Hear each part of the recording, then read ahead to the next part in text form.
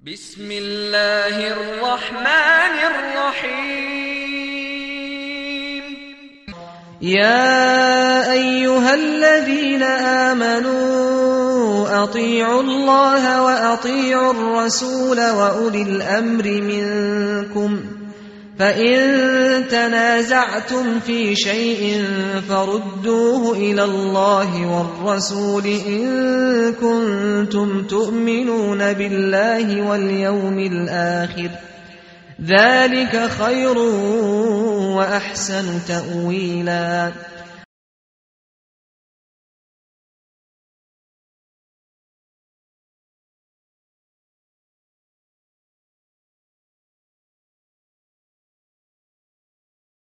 الحمد لله رب العالمين. اللهم صل على محمد وعلى آل محمد كما صليت على إبراهيم وعلى آل إبراهيم إنك حميد مجيد.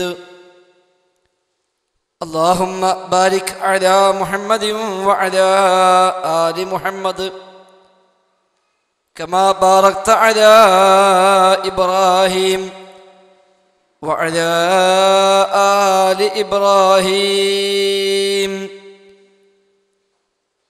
في العالمين إنك حميد مجيد. أما بعد فإن خير الكلام كلام الله وخير السنن سنن محمد صلى الله عليه وسلم وشر الأمور محدثاتها وكل محدثة بدعة وكل بدعة ضلالة وكل ضلالة في النار. بسم الله الرحمن الرحيم. يا أيها الذين آمنوا اتقوا الله حق تقاته ولا تموتن إلا وأنتم مسلمون. بسم الله الرحمن الرحيم. يولج الليل في النهار ويولج النهار في الليل وسخر الشمس والقمر كل يجري لأجل مسمى ذلكم الله ربكم له الملك والذين تدعون من دونه ما يملكون من قطمير إن تدعوهم لا يسمعوا دعاءكم ولو سمعوا ما استجابوا لكم ويوم القيامة يكفرون بشرككم ولا ينبئك مثل خبير.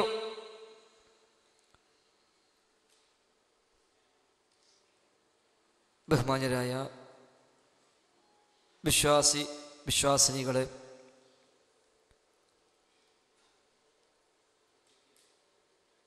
KNM, ISM, MSM, MGM പ്രവർത്തകരായ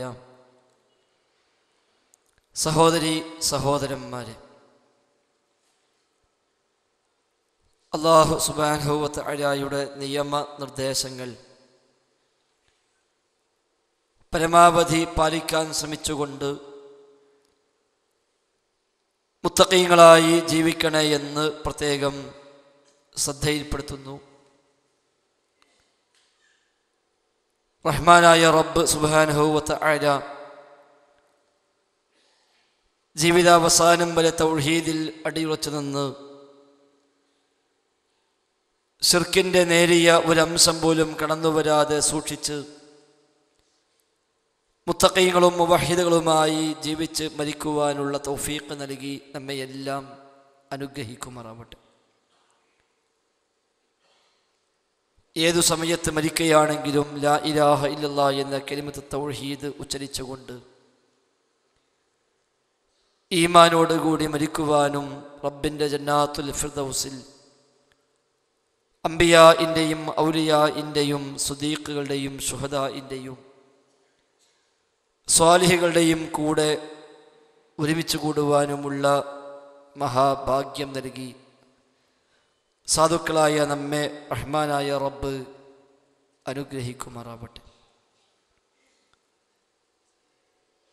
ലോകത്ത് വന്ന അംബിയാക്കൾ മുഴുവൻ പ്രബോധനം ചെയ്ത ലാ ഇലാഹ ഇല്ലല്ലാ എന്ന ആദർശം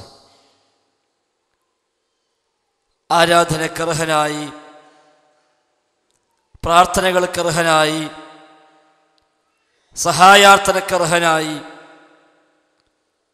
പ്രപഞ്ചനാഥനായ റഹ്മാനായ റബ്ബ് സുബ്ഹാനഹു വ തആല മാത്രമാണ് അർഹനെന്നും അല്ലാത്ത ഒരു സൃഷ്ടിയും തന്നെ പ്രാർത്ഥിക്കപ്പെടുവാനും സഹായമർത്ഥിക്കപ്പെടുവാനും അർഹനല്ല എന്നും, അതുകൊണ്ട് റബ്ബിന് പുറമെ ആരിലേക്കുള്ള പ്രാർത്ഥനയും ആ റബ്ബിനോട് കാണിക്കുന്ന ഏറ്റവും വലിയ നന്ദികേടും ധിക്കാരവുമാണെന്നും, ഒരിക്കലും മാപ്പർഹിക്കാത്ത പാതകമാണ് അവൻ ചെയ്തതെന്നും, നാളെ പാരത്രികമായ ലോകത്ത് അറ്റമില്ലാത്ത കാലത്തോളം നരകത്തിൽ ശാശ്വതനായി കഴിയുന്ന, സ്വർഗം നിഷിദ്ധമായി മാറുന്ന, പ്രവാചകരുടെ ശഫാഅത്ത് പോലും അവന് ലഭിക്കാൻ അർഹതയില്ലാതെ തീരുന്ന, അവന് വേണ്ടിയുള്ള പ്രാർത്ഥനകൾ പോലും സ്വീകരിക്കപ്പെടാതെ പോകുന്ന, മറ്റുള്ളവർക്ക് വേണ്ടി അവൻ നിർവഹിക്കുന്ന പ്രാർത്ഥനയും നിഷ്ഫലമായി പോകുന്ന തരത്തിലുള്ള മഹാപാതകമാണ് റഹ്മാനായ നാഥനിൽ പങ്കു ചേർക്കൽ. ഇന്ന ശിർക ലദുൽമുൻ അദീം, നിശ്ചയമായും നാഥനിൽ പങ്കു ചേർക്കൽ ഏറ്റവും വലിയ അക്രമം തന്നെയാകുന്നുവെന്ന വിശുദ്ധ ഖുർആനിലെ സൂറത്തുൽ ലുഖ്മാനിലെ വചനം ആ ഒരു ഗൗരവമാണ് നമ്മെ അറിയിക്കുന്നത്.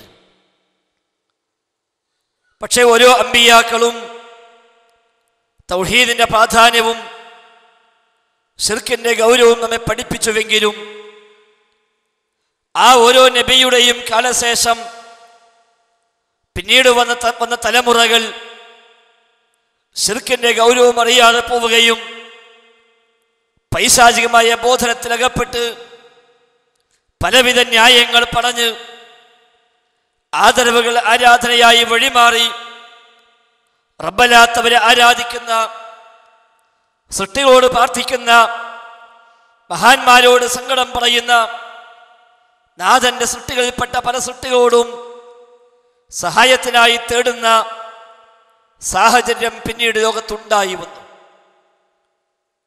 മുസ്ലിം ഉമ്മത്തിലും ആ ഒരു ചരിത്രത്തിന്റെ ആവർത്തനം തന്നെയാണ് നാം ഇന്ന് കണ്ടുകൊണ്ടിരിക്കുന്നത്.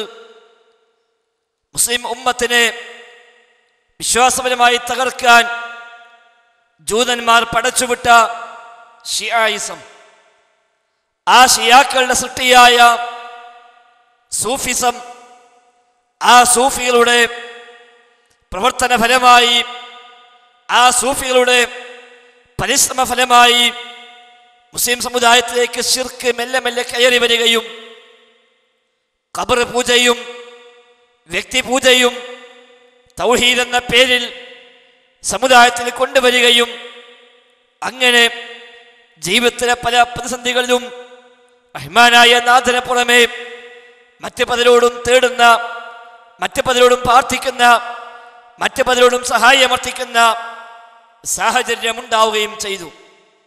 മനുഷ്യരെ മാത്രമല്ല, ആരാണ് ഏതാണ് എന്നറിയാത്ത, ആളുണ്ടോ എന്നറിയാത്ത ശവകുടീരങ്ങൾ പോലും ആരാധനാ കേന്ദ്രങ്ങളായി മാറി. ഏതെങ്കിലും മഹാനായ മനുഷ്യൻ ഇരുന്നുവെന്ന് ആരോ പറഞ്ഞു കേട്ട ഒരു മരത്തിന്റെ തണൽ, ആ മരം പോലും പിന്നീട് പൂജിക്കപ്പെടുന്ന, ഏതോ ഒരു മഹാൻ ചവിട്ടി എന്ന് പറയപ്പെടുന്ന ഒരു കല്ലിനെ പോലും വിളിച്ചു പ്രാർത്ഥിക്കുന്ന സമുദായമായി മുസ്ലിം ഉമ്മത്ത് അധപതിച്ചു. ബോംബെയിലെ ആദം മല നമുക്ക് ആ രംഗത്ത് നമ്മയെല്ലാം ചിന്തിപ്പിക്കേണ്ടുന്ന ഒന്നാണ്. ആ മലയിൽ ഏതോ ഒരു കാൽപാദമുണ്ട് എന്ന് ആരോ പറഞ്ഞു പഠിപ്പിച്ചതിനാൽ ആ കാൽപാദം ശിവന്റേതാണ് എന്ന പേരിൽ ഹൈന്ദവ സഹോദരന്മാർ ആ മലക്ക് സവിശേഷത കൽപ്പിക്കുകയും അതേസമയം സെന്റ് തോമസ് പുണ്യവാളന്റേതാണ് ആ പാദം എന്ന ധാരണയിൽ ക്രൈസ്തവർ ആ പർവ്വതത്തെ പുണ്യപർവ്വതമായി വ്യാഖ്യാനിക്കുകയും ചെയ്തപ്പോൾ ശ്രീബുദ്ധന്റെ പാദമാണെന്ന് പറഞ്ഞ് ബുദ്ധമതക്കാരും ആ മല ലക്ഷ്യമാക്കി ആഗ്രഹ സഫലീകരണത്തിനും സന്താന സൗഭാഗ്യത്തിനും പ്രയാസ ദുരിതത്തിനുമെല്ലാമായി അങ്ങോട്ട് ഒഴുകിക്കൊണ്ടിരിക്കുമ്പോൾ ആ കവാടത്തിങ്കൽ വിശുദ്ധ ഖുർആനും തിരുസുന്നത്തും ഉയർത്തിപ്പിടിച്ചുകൊണ്ട് സമൂഹമേ, ഇത് ചെയ്യുന്നത് ശരിയല്ല, ഇത് ആരുടെ പാദമാണെങ്കിലും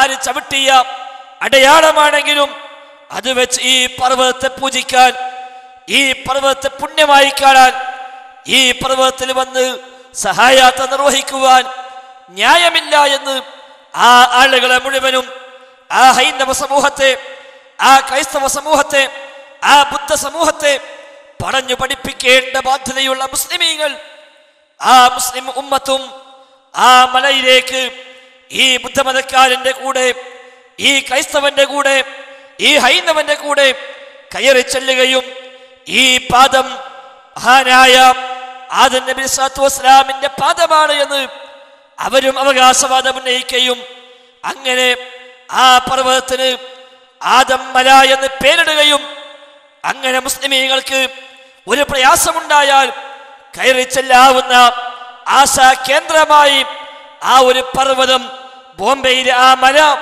മാറുകയും ചെയ്തെങ്കിൽ നമ്മുടെ നാട്ടിൽ നിന്ന്, മലപ്പുറം ജില്ലയിൽ നിന്ന്, അല്ല മലപ്പുറം ടൗണിൽ നിന്ന് പുറത്തിറങ്ങിയ ഡോക്യുമെന്ററിയിൽ പോലും ആ ആദം മലയെ മുസ്ലിമീങ്ങളുടെ സിയാറത്ത് കേന്ദ്രമായി, മുസ്ലിമീങ്ങളുടെ ആശാ കേന്ദ്രമായി പരിചയപ്പെടുത്തി മഹാന്മാരായ ഇമാം ബുഖാരിയുടെ എല്ലാം പേര് ദുരുപയോഗം ചെയ്തുകൊണ്ട് അവരുടെ പിന്മുറക്കാരായി രംഗത്ത് വരുന്ന പല ബുഖാരിമാരും നമ്മുടെ ഈ നാടുകളിൽ വിലസുന്നത് നമ്മൾ കണ്ടുകൊണ്ടിരിക്കുന്നു. ഇങ്ങനെ എന്താണ് ഏതാണ് എന്നറിയാത്ത, ആരെല്ലാമോ എവിടെയെല്ലാമോ പറഞ്ഞു കേട്ട ഏതെങ്കിലും ഒരു ഐതിഹ്യം അതുമാത്രം മുഖവേക്കെടുത്ത് അവിടെ ചെന്ന് അവരോട് പോലും തേടുന്ന ആ മലയെ പുണ്യമലയായി പ്രഖ്യാപിക്കുന്ന ആശാ കേന്ദ്രമായി കാണുന്ന ഒരു സാഹചര്യം മുസ്ലിം ഉമ്മത്തിൽ വന്നെങ്കിൽ മരങ്ങൾ ആരാധിക്കപ്പെടുന്നു, മരങ്ങൾക്ക് സവിശേഷത കൽപ്പിക്കപ്പെടുന്നു. മമ്പുറം ജാറുവുമായി ബന്ധപ്പെട്ട് അടുത്ത കാലം വരെ ഉണ്ടായിരുന്ന അത്ഭുത മാവ് നമുക്കെല്ലാം പരിചയമുള്ളതായിരുന്നുവല്ലോ. എത്ര മാവുകൾ, എത്ര മരങ്ങൾ അങ്ങനെ മുസ്ലിം ഉമ്മത്തിന് പുണ്യവൃക്ഷങ്ങളായി അവരോധിക്കപ്പെട്ടു. അങ്ങനെ ഒട്ടുമിക്ക സൃഷ്ടികളെയും കല്ലുകളും മരങ്ങളും പക്ഷികളും മാത്രമല്ല, നമുക്കറിയാം മഹാന്മാരുടെ പേരിൽ ഒഴിഞ്ഞിട്ടുവെന്ന് പറയപ്പെടുന്ന കോഴികളും കാളകളും ആടുകളും വരെ നമ്മുടെ നാട്ടിൽ ഊരി ചുറ്റിയിരുന്ന കാലം അധികമൊന്നുമായില്ല നമ്മുടെ നാട്ടിൽ നിന്ന് കഴിഞ്ഞു പോയിട്ട്.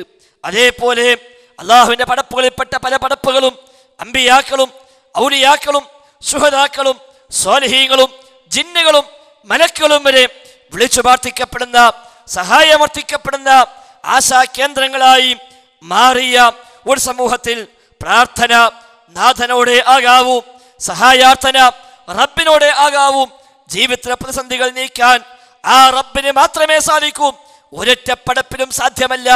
കാരണം വിശുദ്ധ ഖുർആൻ ആവർത്തിച്ച് നമ്മെ പരിചയപ്പെടുത്തിയ തർക്കത്തിന് വകുപ്പില്ലാത്ത ആദർശമാണ്. റഹ്മാനായ നാഥൻ ഒരു റഹ്മത്ത് ഉദ്ദേശിച്ചാൽ ആ റഹ്മത്തിനെ പിടിച്ചു വെക്കാൻ ഒരു പടപ്പിനുമാവില്ല. റഹ്മാനായ റബ്ബ് ഒരു പ്രയാസം തീരുമാനിച്ചാൽ ആ പ്രയാസത്തെ തട്ടി നീക്കുവാനും ഒരു പടപ്പിനുമാവില്ല എന്ന് റബ്ബിന് പുറമെ വിളിച്ചു പ്രാർത്ഥിക്കപ്പെടുന്ന ഒരുപാട് ആരാധ്യന്മാരെ മുമ്പിൽ വെച്ച സമുദായത്തോട് റഹ്മാനായ റബ്ബ് ചോദിച്ചുവല്ലോ, ഇൻ അറാദനി അല്ലാഹു ബിദുർരിൻ ഹൽ ഹുന്ന കാശിഫാതു ദുർരിഹി. റഹ്മാനായ റബ്ബ് എനിക്ക് വല്ല ദുരിതങ്ങളും ഉദ്ദേശിച്ചാൽ ആ ദുരിതങ്ങളെ നീക്കിക്കളയാൻ ഇവർക്കാർക്കെങ്കിലും ആകുമോ? മക്കയിലെ മുസ്ലിമീങ്ങളോട്, മക്കയിലെ അറബികളോടാണ് ഖുർആനിന്റെ ആദ്യത്തെ ചോദ്യം. നിങ്ങൾ വിളിച്ചു പ്രാർത്ഥിക്കുന്ന ലാത്തയുണ്ടല്ലോ, നിങ്ങൾ സഹായം തേടുന്ന ഉസ്സയുണ്ടല്ലോ, നിങ്ങൾ ആശാകേന്ദ്രമായി കാണുന്ന മനാത്തയുണ്ടല്ലോ, നിങ്ങൾ ജീവിതത്തിലെ പല ഘട്ടത്തിലും വിജനപ്രദേശത്തും അല്ലാത്ത പ്രദേശത്തുമെല്ലാം നിങ്ങൾക്ക് പ്രയാസ ദൂരീകരണത്തിന് നിങ്ങൾ അവലംബിക്കുന്ന, നിങ്ങൾ വിളിച്ചു തേടുന്ന, നിങ്ങൾ മിത്രങ്ങളായി സ്വീകരിച്ച, നിങ്ങൾ ഔലിയാക്കളായി കാണുന്ന നിങ്ങളുടെ ജിന്നുകളുണ്ടല്ലോ, ഇവരാരെങ്കിലും അവർക്കാർക്കെങ്കിലും റഹ്മാനായ റബ്ബ് നിശ്ചയിക്കുന്ന ദുരിതത്തെ ഇല്ലാതാക്കാൻ സാധിക്കുമോ? ഔ അറാദനി ബിറഹ്മ ഹൽ ഹുന്ന മുംസികാതു റഹ്മതി. അതല്ലെങ്കിൽ റഹ്മാനായ റബ്ബ് ഒരു റഹ്മത്ത് ഉദ്ദേശിച്ചാൽ ആ റഹ്മത്തിനെ പിടിച്ചു വെക്കാനെങ്കിലും അവർക്കാർക്കെങ്കിലും ആകുമോ? ആകില്ല എങ്കിൽ, സാധിക്കില്ല എങ്കിൽ പിന്നെന്തിന് അവരെ പിന്നാലെ പോകണം? പിന്നെന്തിന് അവരോട് തേടണം? പിന്നെന്തിന് അവരോട് പ്രാർത്ഥിക്കണം? അതുകൊണ്ട് പ്രഖ്യാപിക്കൂ, കുൽ ഹസ്ബി അല്ലാഹ്, പ്രഖ്യാപിക്കൂ അല്ല മതി എന്ന്, എനിക്കല്ല മതി എന്ന്, ഹസ്ബുനല്ലാഹ്, ഞങ്ങൾക്ക് അല്ലാഹു മതി എന്ന്, നിഅ്മൽ വകീൽ, എല്ലാം ഏൽപ്പിക്കാൻ ഏറ്റവും മതിയായവൻ ആ റഹ്മാനായ റബ്ബ് മാത്രമാണെന്ന് പ്രഖ്യാപിക്കൂ നബിയെ എന്ന് എത്ര ആയത്തുകളിൽ, എത്ര സൂറത്തുകളിൽ ആവർത്തിച്ച് വിശുദ്ധ ഖുർആൻ വ്യക്തമാക്കി. എന്നിട്ടും വ്യത്യസ്ത ന്യായങ്ങൾ പറഞ്ഞുകൊണ്ട്, മുടന്തൻ ന്യായങ്ങൾ പറഞ്ഞുകൊണ്ട് ഞങ്ങൾ പ്രാർത്ഥിക്കുന്നില്ല എന്നും സഹായമർത്ഥിക്കുക മാത്രമാണ് ചെയ്യുന്നതെന്നും ഇസ്തിഗാസയെ ചെയ്യുന്നുള്ളൂവെന്നും ദുആ ചെയ്യുന്നില്ല എന്നുമുള്ള ന്യായങ്ങൾ പറഞ്ഞുകൊണ്ട് അദൃശ്യമായ മാർഗത്തിൽ, അഭൗതികമായ മാർഗത്തിൽ, കാര്യകാരണ ബന്ധങ്ങൾക്കതീതമായ വഴിയിൽ റഹ്മാനായ നാഥന് പുറമെ മറ്റു പലരെയും വിളിച്ചു തേടുന്ന, മറ്റു പലരോടും സഹായമർത്ഥിക്കുന്ന സാഹചര്യം മാലപ്പാട്ടിലൂടെ, മൗലിദ് കിതാബിലൂടെ, റാത്തീബിലൂടെ, കുത്തുബിയത്തിലൂടെ, ജാറങ്ങളിലൂടെ, ദർഗകളിലൂടെ, ദിക്ർ വാർഷികത്തിലൂടെ, സ്വലാത്ത് നഗറിലൂടെ, സ്വലാത്ത് ഹൽഖയിലൂടെ എല്ലാം മുസ്ലിം ഉമ്മത്തിൽ നമ്മൾ കാണുകയാണ്. അവിടെ പ്രാർത്ഥിക്കുന്നില്ല എന്ന ന്യായം പറഞ്ഞ് അവർ രംഗത്ത് വരികയും ഞങ്ങൾ ചെയ്യുന്നത് പ്രാർത്ഥനയല്ല എന്നും കേവലം സഹായാർത്ഥന മാത്രമാണ് എന്നുമുള്ള ന്യായം പറഞ്ഞുകൊണ്ട് മുഹീദ്ദീൻ ശൈഖെ രക്ഷിക്കണേ എന്ന, ബദരീങ്ങളെ കാക്കണേ എന്ന, സുഹദാക്കളെ കാക്കണേ എന്ന, ജിന്നെ സഹായിക്കണേ എന്ന ഇവരുടെ ഈ വിളിയെ ന്യായീകരിക്കുവാനായി ഞങ്ങൾ പ്രാർത്ഥിക്കുന്നില്ല, സഹായം തേടുന്നേയുള്ളൂ, സഹായമർത്ഥിക്കുന്നേയുള്ളൂ, ഇസ്തിഗാസയേയുള്ളൂ എന്ന ന്യായം പറഞ്ഞ് പല മുസ്ലിയാക്കന്മാരും രംഗത്ത് വന്നപ്പോൾ ഈ സഹായാർത്ഥന തന്നെയാണ്, ഈ തേട്ടം തന്നെയാണ് ദുആ എന്ന് കൃത്യമായി പ്രമാണം വെച്ച്, നഖല് വെച്ച്, അതേപോലെ കൃത്യമായ മാനദണ്ഡങ്ങൾ നിശ്ചയിച്ചുകൊണ്ട് പഠിപ്പിക്കാൻ ശ്രമിച്ചവരാണല്ലോ മുജാഹിദ് പ്രസ്ഥാനത്തിലെ പ്രവർത്തകന്മാരായ മുൻഗാമികളും പിൽക്കാലക്കാരുമായ മുഴുവൻ നേതാക്കളും പണ്ഡിതന്മാരും പ്രവർത്തകന്മാരുമെല്ലാം. കൃത്യമായി അവർ പഠിപ്പിച്ചു കൊടുത്തു, റഹ്മാനായ നാഥനെ മാത്രമേ സബബുകൾക്കപ്പുറം, കാര്യകാരണങ്ങൾക്കപ്പുറം ആ റഹ്മാനായ റബ്ബിനല്ലാതെ സഹായിക്കാനാവില്ല, ആ റഹ്മാനായ റബ്ബിനല്ലാതെ ഉപദ്രവം ചെയ്യാനാവില്ല, ആ റഹ്മാനായ റബ്ബിനല്ലാതെ ആഗ്രഹം പൂർത്തീകരിക്കാനാവില്ല, ആ റഹ്മാനായ റബ്ബിനല്ലാതെ നമ്മുടെ ജീവിതത്തിൽ ഇടപെടാനേ സാധ്യമല്ല. കാര്യകാരണ ബന്ധങ്ങൾക്കതീതമായി അഭൗതികമായ വഴിയിൽ, ഗൈബിയായ വഴിയിൽ, അദൃശ്യമായ വഴിയിൽ, മറഞ്ഞ വഴിയിൽ ജീവിതത്തിൽ ഇടപെടാൻ റഹ്മാനായ റബ്ബിന് മാത്രമേ സാധിക്കൂ, മറ്റൊരു പടപ്പിലും സാധ്യമല്ല. അതിനാൽ മരിച്ചുപോയ മുഹീദ്ദീൻ ശൈഖ്, മരിച്ചുപോയ റിഫായി ശൈഖ്, അതേപോലെ സുഹദാക്കള്, അതുപോലെ അമ്പിയാക്കൾ, ഔലിയാക്കൾ തുടങ്ങി വിളിച്ചു തേടപ്പെടുന്ന ആരാണെങ്കിലും ശരി, അവർക്കാർക്കും നമ്മുടെ ജീവിതത്തിൽ ഇടപെടാവുന്ന നേർക്കുനേരെയുള്ള ഭൗതികമായ സംവിധാനങ്ങൾ ഇല്ല. വഫാത്തോടുകൂടി ഈ ലോകവുമായുള്ള ബന്ധങ്ങൾ അവസാനിച്ചുവല്ലോ. അവരുടേതായ ലോകത്ത് കേൾവിയുണ്ടാവാം, കാഴ്ചയുണ്ടാകാം, ശിക്ഷയുണ്ടാകാം, രക്ഷയുണ്ടാകാം, പലതുമുണ്ടാകാം. പക്ഷേ ഈ ലോകത്തേക്കുള്ള ഒരു ഇടപാട്, ഈ ലോകത്തേക്ക് ഇടപെടാനുള്ള ഒരു വകുപ്പ് അവർക്കില്ല. അതിനാൽ അവർ സഹായിക്കുമെന്ന് വിശ്വസിച്ചാൽ, അവർ നമ്മെ കാണുമെന്ന് വിശ്വസിച്ചാൽ, അവർ നമ്മെ കേൾക്കുമെന്ന് വിശ്വസിച്ചാൽ, അവർ നമ്മുടെ മുമ്പിൽ ഹാജരാകുമെന്ന് വിശ്വസിച്ചാൽ, നാം വിളിച്ചാൽ ആ വിളിക്കുത്തരം ചെയ്യാൻ അവർക്കാകുമെന്ന് വല്ലവനും വിശ്വസിച്ചാൽ തന്നെ റഹ്മാനായ റബ്ബിന്റെ ഒരുപാട് നാമങ്ങളിൽ സമീഅ എന്ന, ബസീർ എന്ന, അലീം എന്ന, ഖദീർ എന്ന, സമീഉദ് ദുആ എന്ന, മുജീബുദ് ദുആ എന്ന നാഥന്റെ വിശേഷണങ്ങളിൽ, നാഥന്റെ നാമങ്ങളിൽ അവരെ കൂടി പങ്കു ചേർക്കലായി മാറി, ശിർക്കായി മാറി.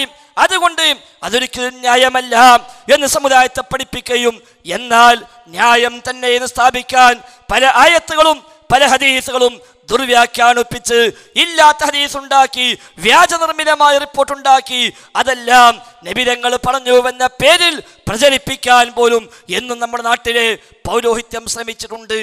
വിശുദ്ധ ഖുർആനിലെ ആയത്തുകൾക്ക് ഇല്ലാത്ത അർത്ഥം പറഞ്ഞവരാണ് അവർ. എന്ന സൂറത്ത് സുഖ്റുഫിലെ ആയത്തോതിയിട്ട് കഴിഞ്ഞുപോയ അമ്പിയാക്കന്മാരോടെല്ലാം നമുക്കിന്ന് തേടാൻ, നമുക്കിന്ന് സങ്കടം പറയാൻ, നമുക്കിന്ന് വിളിച്ചു തേടാൻ തെളിവാണെന്ന്, ന്യായമാണെന്ന് ദുർവ്യാഖ്യാനിച്ചവരാണ് അത്തരം ആളുകൾ. ഇന്നമാ വലിയുക്കുമുല്ലാഹു വറസൂലുഹു വല്ലദീന ആമനു എന്ന സൂറത്ത് മാഇദയിലെ ആയത്ത് ദുർവ്യാഖ്യാനിച്ചിട്ട് തേടാൻ തെളിവാക്കിയവരാണ് അവർ. അതേപോലെ സൂറത്ത് ബഖറയിലെ ഉൻദുർനാ എന്ന ഒരായത്തിനെ കഷ്ണമെടുത്തിട്ട് നബിയോട് നമുക്കിന്ന് സഹായമർത്ഥിക്കാൻ തെളിവാണെന്ന് പറയാൻ ശ്രമിച്ചവരാണ് അവർ. സമാനമായി എത്രയെത്ര ആയത്തുകൾ, എന്തിനേറെ ഇയ്യാക നഅ്ബുദു വ ഇയ്യാക നസ്തഈൻ എന്ന ആയത്തിനെ പോലും റബ്ബല്ലാത്തവരോട് തേടാൻ, മൊത്തം മുഅ്മിനീങ്ങളോട് തേടാനുള്ള ന്യായമായി പോലും പറയുന്ന, പ്രചരിപ്പിക്കുന്ന എത്ര മനുഷ്യന്മാരെ നമ്മുടെ നാട്ടിൽ കാണാൻ സാധിക്കുന്നു. അതേപോലെ ഒരുപാട് ഹദീസുകളും ഇല്ലാത്ത കെട്ടുകഥകൾ, ഇല്ലാത്ത റിപ്പോർട്ടുകൾ, സ്ഥിരപ്പെടാത്ത റിപ്പോർട്ടുകൾ അതുമായി വന്നിട്ട് മുഹമ്മദ് നബി സ്വല്ലല്ലാഹു അലൈഹി വസല്ലം തങ്ങളോട് ഇസ്തിഗാസ ചെയ്തവരാണ് നൂഹ് നബി എന്ന് വാദിക്കാൻ ശ്രമിച്ചവര്, ആദം നബി ഇസ്തിഗാസ ചെയ്തുവെന്ന് വാദിക്കാൻ ശ്രമിച്ചവര്, ഇബ്രാഹിം നബി സ്വല്ലല്ലാഹു അലൈഹി വസല്ലം ഇസ്തിഗാസ ചെയ്തുവെന്ന് വാദിക്കാൻ ശ്രമിച്ചവര്, ആദം നബി സ്വല്ലല്ലാഹു അലൈഹി വസല്ലം തവസ്സുലാക്കി പ്രാർത്ഥിച്ചു, ഹഖ് ജാഹ കൊണ്ട് തേടി എന്ന് വാദിച്ചവര്, അങ്ങനെ ഇല്ലാത്ത, സ്ഥിരപ്പെടാത്ത, ദുർബലമായ, നിർമ്മിതമായ, മൗദൂആയ റിപ്പോർട്ടുമായി വന്ന് റഹ്മാനായ റബ്ബിന് പുറമെ മറ്റ് പലരോടും തേടാൻ തെളിവുണ്ടാക്കിയ, ന്യായമുണ്ടാക്കിയ ആളുകൾ പലതുമായും വന്നു. ചിലത് സ്വഹീഹായ ഹദീസുകൾ പക്ഷെ അർത്ഥം മാറ്റിയത്, ചിലത് ദുർബലമായ ഹദീസുകൾ, സ്ഥിരപ്പെടാത്തത്, നബിതങ്ങൾ പറഞ്ഞുവെന്ന് ബോധ്യമാകാത്തത്, ചിലത് നിർമ്മിതമായ റിപ്പോർട്ടുകൾ പിൽക്കാലത്ത് ആരോ ഉണ്ടാക്കി വിട്ടത്. ഇനി അതിനും പുറമെ ചിലതാവട്ടെ നിർമ്മിതമായതും ദുർബലമായതുമാണെന്ന് മാത്രമല്ല അർത്ഥം ദുർവ്യാഖ്യാനിക്കുകയും ചെയ്തു. ഇല്ലാത്തത് പറഞ്ഞു, എന്നിട്ട് അർത്ഥം വീണ്ടും മാറ്റി, അട്ടിമറിയിൽ പിന്നെയും അട്ടിമറി, ചതിയിൽ പിന്നെയും വഞ്ചന എന്ന് പറയുന്ന പോലെയും ചിലതവർ കൊണ്ടുവന്നു. അങ്ങനെ കൊണ്ടുവന്നു റിപ്പോർട്ടാണല്ലോ ഇന്ന് മുജാഹിദ് പ്രസ്ഥാനത്തിലും ധാരാളമായി ചർച്ചയായി. നമ്മളെല്ലാം ആ വിഷയം പ്രത്യേകമായി പഠിക്കാൻ താല്പര്യമെടുത്തുകൊണ്ട് രംഗത്തിറങ്ങിയതും അത്തരം റിപ്പോർട്ടാണ്. യാ ഇബാദല്ലാഹ് എന്ന് പറയുന്ന പരാമർശമുള്ള ഒരു റിപ്പോർട്ട്, ദുർബലമായ ഹദീസ്, ദഈഫായ ഹദീസ്, സ്വഹീഹല്ലാത്ത ഹദീസ്, അല്ലാഹുവിന്റെ റസൂൽ സ്വല്ലല്ലാഹു അലൈഹി വസല്ലം തങ്ങൾ പറഞ്ഞുവെന്ന് സ്ഥിരപ്പെട്ടിട്ടില്ലാത്ത, തെളിയിക്കപ്പെട്ടിട്ടില്ലാത്ത മുസ്ലിം ലോകത്തെ ഒട്ടുമിക്ക പണ്ഡിതന്മാരും ദഈഫ് തന്നെ എന്ന് മുദ്രകുത്തിയ ഒരു ഹദീസ്, ആ ഹദീസുമായി വന്ന് ഞങ്ങൾക്കിതാണ് തെളിവ് റബ്ബല്ലാത്തവരോട് തേടാൻ, ഞങ്ങൾക്കിതാണ് തെളിവ് അമ്പിയാക്കളെ വിളിക്കാൻ, ഞങ്ങൾക്കിതാണ് തെളിവ് ഔലിയാക്കളെ വിളിക്കാൻ, ഞങ്ങൾക്കിതാണ് തെളിവ് റിജാലുൽ ഗൈബിനെ വിളിക്കാൻ എന്ന ന്യായം പറഞ്ഞ് രംഗത്ത് വന്നപ്പോൾ മുജാഹിദ് പ്രസ്ഥാനം നോക്കി സനദ് എങ്ങനെയാണെന്ന്, പരമ്പര എങ്ങനെയാണ് എന്ന് മുസ്ലിം ലോകത്തെ അഹ്ലുസുന്നയുടെ സലഫി പണ്ഡിതന്മാർ എല്ലാവരും ഈ വിഷയം കൈകാര്യം ചെയ്തവർ സനദ് നോക്കി പരിശോധിച്ചു. അവര് പറഞ്ഞു, കൂട്ടരെ ഈ ഹദീസ് സ്വഹീഹല്ലല്ലോ, ഈ ഹദീസ് ദുർബലമാണല്ലോ, അതുകൊണ്ട് ന്യായമല്ലല്ലോ, തെളിവല്ലല്ലോ എന്ന് പറഞ്ഞപ്പോൾ അവിടെയാണ് മറ്റൊരു അപകടം മനസ്സിലായത്. ഇവർ ദുർബലമായത് കൊണ്ടുവന്നെന്നു മാത്രമല്ല ഇല്ലാത്ത അർത്ഥം കൂടി വെച്ചിട്ടുമുണ്ട്, ഇല്ലാത്ത അർത്ഥം കൂടി വെച്ചിട്ടുമുണ്ട്. അപ്പോൾ പണ്ഡിതന്മാര് പറഞ്ഞു, ശരി ഇത് ദഈഫാണ്, അതോടുകൂടി മുസ്ലിം ലോകത്തിന് പിന്നെ ആ ഹദീസുമായി ചർച്ചയ്ക്ക് പ്രസക്തി ഇല്ല, ആ ഹദീസ് ആവശ്യമേ ഇല്ല, അതേക്കുറിച്ച് പരാമർശമേ ഇല്ല. ഇനി അഥവാ സ്വഹീഹാണെന്ന് സ്ഥിരപ്പെട്ടാൽ പോലും, സ്വഹീഹാണെന്ന് വെറുതെ സങ്കല്പിച്ചാൽ പോലും ആരെങ്കിലും ഒക്കെ എവിടെന്നെങ്കിലും ഒക്കെ ഇടങ്ങാറായി വല്ലതും വല്ലതും തട്ടിപ്പിടിച്ച് കൊണ്ടുവന്നിട്ട് സ്വഹീഹാണെന്ന് ഇനി സ്ഥാപിച്ചുവെന്ന് കേവലം സങ്കല്പം വെച്ചാൽ പോലും ഇതൊരിക്കലും അല്ലാഹു അല്ലാത്തവരെ വിളിക്കാൻ, റബ്ബല്ലാത്തവരോട് തേടാൻ ഇത് തെളിവേ അല്ല. കാരണം അവർ പറഞ്ഞ അർത്ഥം ഇതിലില്ല എന്നുകൂടി പണ്ഡിതന്മാർ ആ കൂട്ടത്തിൽ വ്യക്തമാക്കി. ഒരു ചെറിയ ഉദാഹരണം ഞാൻ സൂചിപ്പിക്കാം. നമ്മുടെ നാട്ടിൽ സാധാരണ മുസ്ലിയാക്കന്മാരും അല്ലാത്തവരുമൊക്കെ പറയുന്ന, എന്നാൽ നിർമ്മിതമാണ് എന്ന് എല്ലാവരും സമ്മതിക്കുന്ന, ആർക്കും തർക്കമില്ലാത്ത നിർമ്മിത കഥകൾക്ക്, കള്ളക്കഥകൾക്ക് എല്ലാവരും ഉദാഹരണമായി പറയുന്ന ഒരു റിപ്പോർട്ടുണ്ടല്ലോ, മൻ അകദൽ ബിത്തീഖ ദഖലൽ ജന്ന. ആരെങ്കിലും ബത്തക്ക തിന്നാ സ്വർഗത്ത് കടക്കും. അതിപ്പോൾ സുന്നി മുജാഹിദും ജമാഅത്തടക്കം തർക്കമില്ല, അതങ്ങനെ ഹദീസില്ല എന്ന് എല്ലാവർക്കും അറിയാം, എല്ലാവർക്കും അറിയാം, എല്ലാവരും അംഗീകരിക്കുന്നു, അങ്ങനെ ഹദീസേ ഇല്ല. അത് ആരോപിക്കാത്ത ഏതോ ചങ്ങാതി ബത്തക്കൻ്റെ കച്ചവടം തുടങ്ങിയപ്പോൾ ബത്തക്ക ചെലവാകാൻ വേണ്ടി കൊണ്ടുവന്ന സാധനമാണ് എന്ന് എല്ലാവർക്കും അറിയാം. അതുകൊണ്ട് കള്ളക്കഥകൾക്ക് ഉദാഹരണം പറയുമ്പോൾ നമ്മളൊക്കെ പലപ്പോഴും ഇത് പറയാറുണ്ട്. നമ്മൾ സങ്കല്പിക്കുക, ഒരു മുസ്ലിയാർ, അയാള് നമ്മുടെ നാട്ടിൽ ഒരു ആപ്പിളിൻ്റെ കച്ചവടം തുടങ്ങി, ആപ്പിൾ കച്ചവടം. അങ്ങനെ തൻ്റെ ആപ്പിൾ കടയുടെ മുമ്പിൽ അയാൾ എഴുതി വെച്ചു, മൻ അകദൽ ബിത്തീഖ ദഖലൽ ജന്ന ഖാല റസൂലുള്ളാഹ്. അല്ലാഹുവിന്റെ റസൂൽ പറഞ്ഞിരിക്കുന്നു, ആരെങ്കിലും ബത്തക്ക തിന്നാ സ്വർഗത്ത് കടക്കും. ഇയാൾ വിൽക്കുന്ന സാധനം എന്താ? ആപ്പിളാ. സ്വാഭാവികമായിട്ടും ഇത് കാണുമ്പോൾ നമ്മളൊക്കെ അയാൾ എന്ത് പറയും? അല്ല ഉസ്താദ്, എന്താ നിങ്ങൾ എഴുതിച്ചത്? ഇതെങ്ങനെ നിങ്ങൾക്ക് കാര്യം കിട്ടുക? രണ്ടു കാരണം. ഒന്ന്, ഇങ്ങനെ ഹദീസേ ഇല്ല. മൻ അകദൽ ബിത്തീഖ ദഖലൽ ജന്ന എന്ന ഒരു ഹദീസേ ഇല്ല, അങ്ങനെ റിപ്പോർട്ടേ ഇല്ല, റസൂൽ അങ്ങനെ പറഞ്ഞിട്ടില്ല. അത് നിങ്ങളെപ്പോലത്തെ ഒരു മുസ്ലിയാർ പണ്ട് ബത്തക്ക കച്ചവടം തുടങ്ങിയപ്പോൾ അയാൾ ഉണ്ടാക്കിയില്ല, അല്ല അത് ഹദീസല്ല. ഇനി അതല്ല, അങ്ങനെ ഹദീസ് ഉണ്ട് എന്ന് വിചാരിക്കുക, അങ്ങനെ റിപ്പോർട്ട് ഉണ്ട് സങ്കല്പിക്കുക. എന്നാൽ ഉസ്താദ് നിങ്ങൾക്ക് എന്താ ലാഭമുള്ളത്? എന്താ ലാഭമില്ലാത്തത്? ഇതിൽ ഉസ്താദ് എന്താ മൻ അകദൽ ബിത്തീഖ ദഖലൽ ജന്ന, ബത്തക്ക തിന്നാ സ്വർഗത്ത് കടക്കുന്നല്ലേ ഇതിലുള്ളത്? നിങ്ങൾ കച്ചവടം ചെയ്യുന്ന സാധനം ആപ്പിളല്ലേ? അതുകൊണ്ട് ഈ ഹദീസ് ഉണ്ടായിട്ട് നിങ്ങൾക്ക് എന്താ കാര്യം? അപ്പൊ അയാൾ പറയാ, അപ്പുറത്ത് വേറെ ഒരു മുസ്ലിയാർ മുന്തിരി കച്ചവടം തുടങ്ങിയപ്പോഴും ഇത് വെച്ചിട്ടുണ്ടല്ലോ, അത് അയാൾക്ക് പഴിച്ചു എന്നല്ലാതെ ഇത് നിങ്ങൾക്ക് എന്ത് കാര്യമുണ്ട്? ഇതാണ് യാ ഇബാദല്ലാ എന്ന ഹദീസ്. ഈ സാധനവുമായി വന്നിട്ട് മുസ്ലിയാക്കന്മാര് ഔലിയാക്കന്മാരെ വിളിക്കാൻ തെളിവാണ് എന്ന് പറഞ്ഞു. അപ്പൊ നമ്മൾ പറഞ്ഞു, ഉസ്താദ് ഇങ്ങനെ ഹദീസ് തന്നെയല്ല, അത് ദഈഫാണ്, സ്വഹീഹല്ല, റസൂൽ അങ്ങനെ പറഞ്ഞിട്ടില്ല, സ്ഥിരപ്പെട്ടിട്ടില്ല, ദുർബലമായ റിപ്പോർട്ടാണ്. ഇനി ഉണ്ടെന്ന് സങ്കല്പിക്കുക, സ്വഹീഹാണ് വിചാരിക്കുക, വേണ്ട ബുഖാരിയിലുണ്ട് സങ്കല്പിക്കുക. എന്നാൽ ഉസ്താദ് നിങ്ങൾക്ക് എന്താ ലാഭം? ഇതിലെവിടെ ഔലിയാക്കന്മാരെ വിളിക്കാൻ? ഇതിലെവിടെ അമ്പിയാക്കന്മാരെ വിളിക്കാൻ? ഇതിലെവിടെ ശുഹദാക്കന്മാരെ വിളിക്കാൻ? ഇതിലെവിടെ അഭൗതിക വിളി വിളിക്കാൻ? ഇതിലെവിടെ ദുആ ചെയ്യാൻ തെളിവ്? എന്തേ തെളിവില്ലാത്തത്? അല്ലാഹുവിന്റെ അടിമകളെ എന്നെ സഹായിക്കൂ എന്ന് പറയൂ എന്നല്ലേ അതിലുള്ളത്? അതേ ഉസ്താദെ, അത് അങ്ങനെ തന്നെ ഉള്ളത്. അല്ലാഹുവിന്റെ അടിമകളെ എന്നെ സഹായിക്കൂ എന്ന് വിളിച്ചോളൂ എന്നാ റിപ്പോർട്ടുള്ളത്. വിജനപ്രദേശത്ത് എത്തിപ്പെടുകയും നിങ്ങളെ യാത്രാമൃഗം ചാടിപ്പോവുകയും ചെയ്താൽ അവൻ വിളിക്കട്ടെ, അള്ളാഹുവിന്റെ അടിമകളെ അതിനെ തടഞ്ഞു വെക്കൂ, പിടിച്ചു വെക്കൂ എന്ന് പറഞ്ഞുകൊള്ളട്ടെ. തീർച്ചയായും ഭൂമിയിൽ ഹാജറായ ചില അടിമകൾ അള്ളാഹുവിനുണ്ട്, അവർ അതിനെ പിടിച്ചു വെക്കും. ഇതാണ് ഇപ്പോൾ ദഈഫായ ഹദീസ്. അതുകൊണ്ട് ഉസ്താദെ, ഈ ഹദീസോട് നിങ്ങൾക്ക് എന്താ ലാഭം? ഇതിലെവിടെ മൊഹീദ്ദീൻ ശൈഖ് പിടിക്കുമെന്ന്, ഇതിലെവിടെ റിഫായി ശൈഖ് പിടിക്കാൻ വരുമെന്ന്, ഇതിലെവിടെ ശുഹദാക്കന്മാർ വരുമെന്ന്, ഇതിലെവിടെ അമ്പിയ ഔലിയാക്കന്മാർ ഹാജരാകുമെന്ന്? അള്ളാഹിന്റെ അടിമകൾ എന്നില്ലേ? ഹാജരായ അടിമ എന്നില്ലേ? ഉണ്ട്. പക്ഷേ ഹാജരായ അടിമ ഏതെല്ലാം ഉണ്ട്? ഈ ഭൂമിയിൽ ഹാജരായ അടിമ മനുഷ്യന്മാര് മാത്രമല്ലല്ലോ, എത്ര അടിമകളുണ്ട്? മലക്കുകളില്ലേ ഇവിടെ? ജിന്നുകളില്ലേ ഇവിടെ? അത് രണ്ടുമല്ലാത്ത വേറെ വല്ല സൈന്യങ്ങളും റബ്ബിനുണ്ടോ? നമുക്കറിയില്ലല്ലോ. അപ്പൊ ഉണ്ടെങ്കിൽ തന്നെ, ഹദീസ് സ്വഹീഹാണെങ്കിൽ തന്നെ, അതങ്ങനെ ഉണ്ട് എന്ന് സങ്കല്പിച്ചാൽ തന്നെ അത്രയേ ഉള്ളൂ. ഇത് വിളിച്ചു പറഞ്ഞാൽ, അടിമകളെ പിടിച്ചോ എന്ന് വിളിച്ചു പറഞ്ഞാൽ ആരെങ്കിലും പിടിക്കും എന്നേ അതിലുള്ളൂ. മൃഗം ചാടിപ്പോയി പിടിച്ചോ മൃഗത്തെ എന്ന് വിളിച്ചു പറഞ്ഞാൽ ഒരു മനുഷ്യൻ പിടിക്കാനില്ലെങ്കിലും ചിലപ്പോൾ മലക്കുകളെ പിടിച്ചോളും, അല്ലെങ്കിൽ ജിന്നുകളെ പിടിച്ചോളും, അതല്ലെങ്കിൽ വേറെ വല്ലവരും റബ്ബ് ഏൽപ്പിച്ചിട്ടുണ്ടെങ്കിൽ അവരെ പിടിച്ചോളും എന്നേ സ്വഹീഹാണെങ്കിൽ തന്നെയുള്ളൂ. പക്ഷേ സ്വഹീഹല്ല. അതുകൊണ്ട് സ്വഹീഹായിട്ടും നിങ്ങൾക്ക് കാര്യമില്ല. ഏതായാലും സ്വഹീഹല്ല, നീ സ്വഹീഹായിട്ടും കാര്യമില്ല എന്നുപോലെ പഠിപ്പിച്ചു കൊടുത്തു.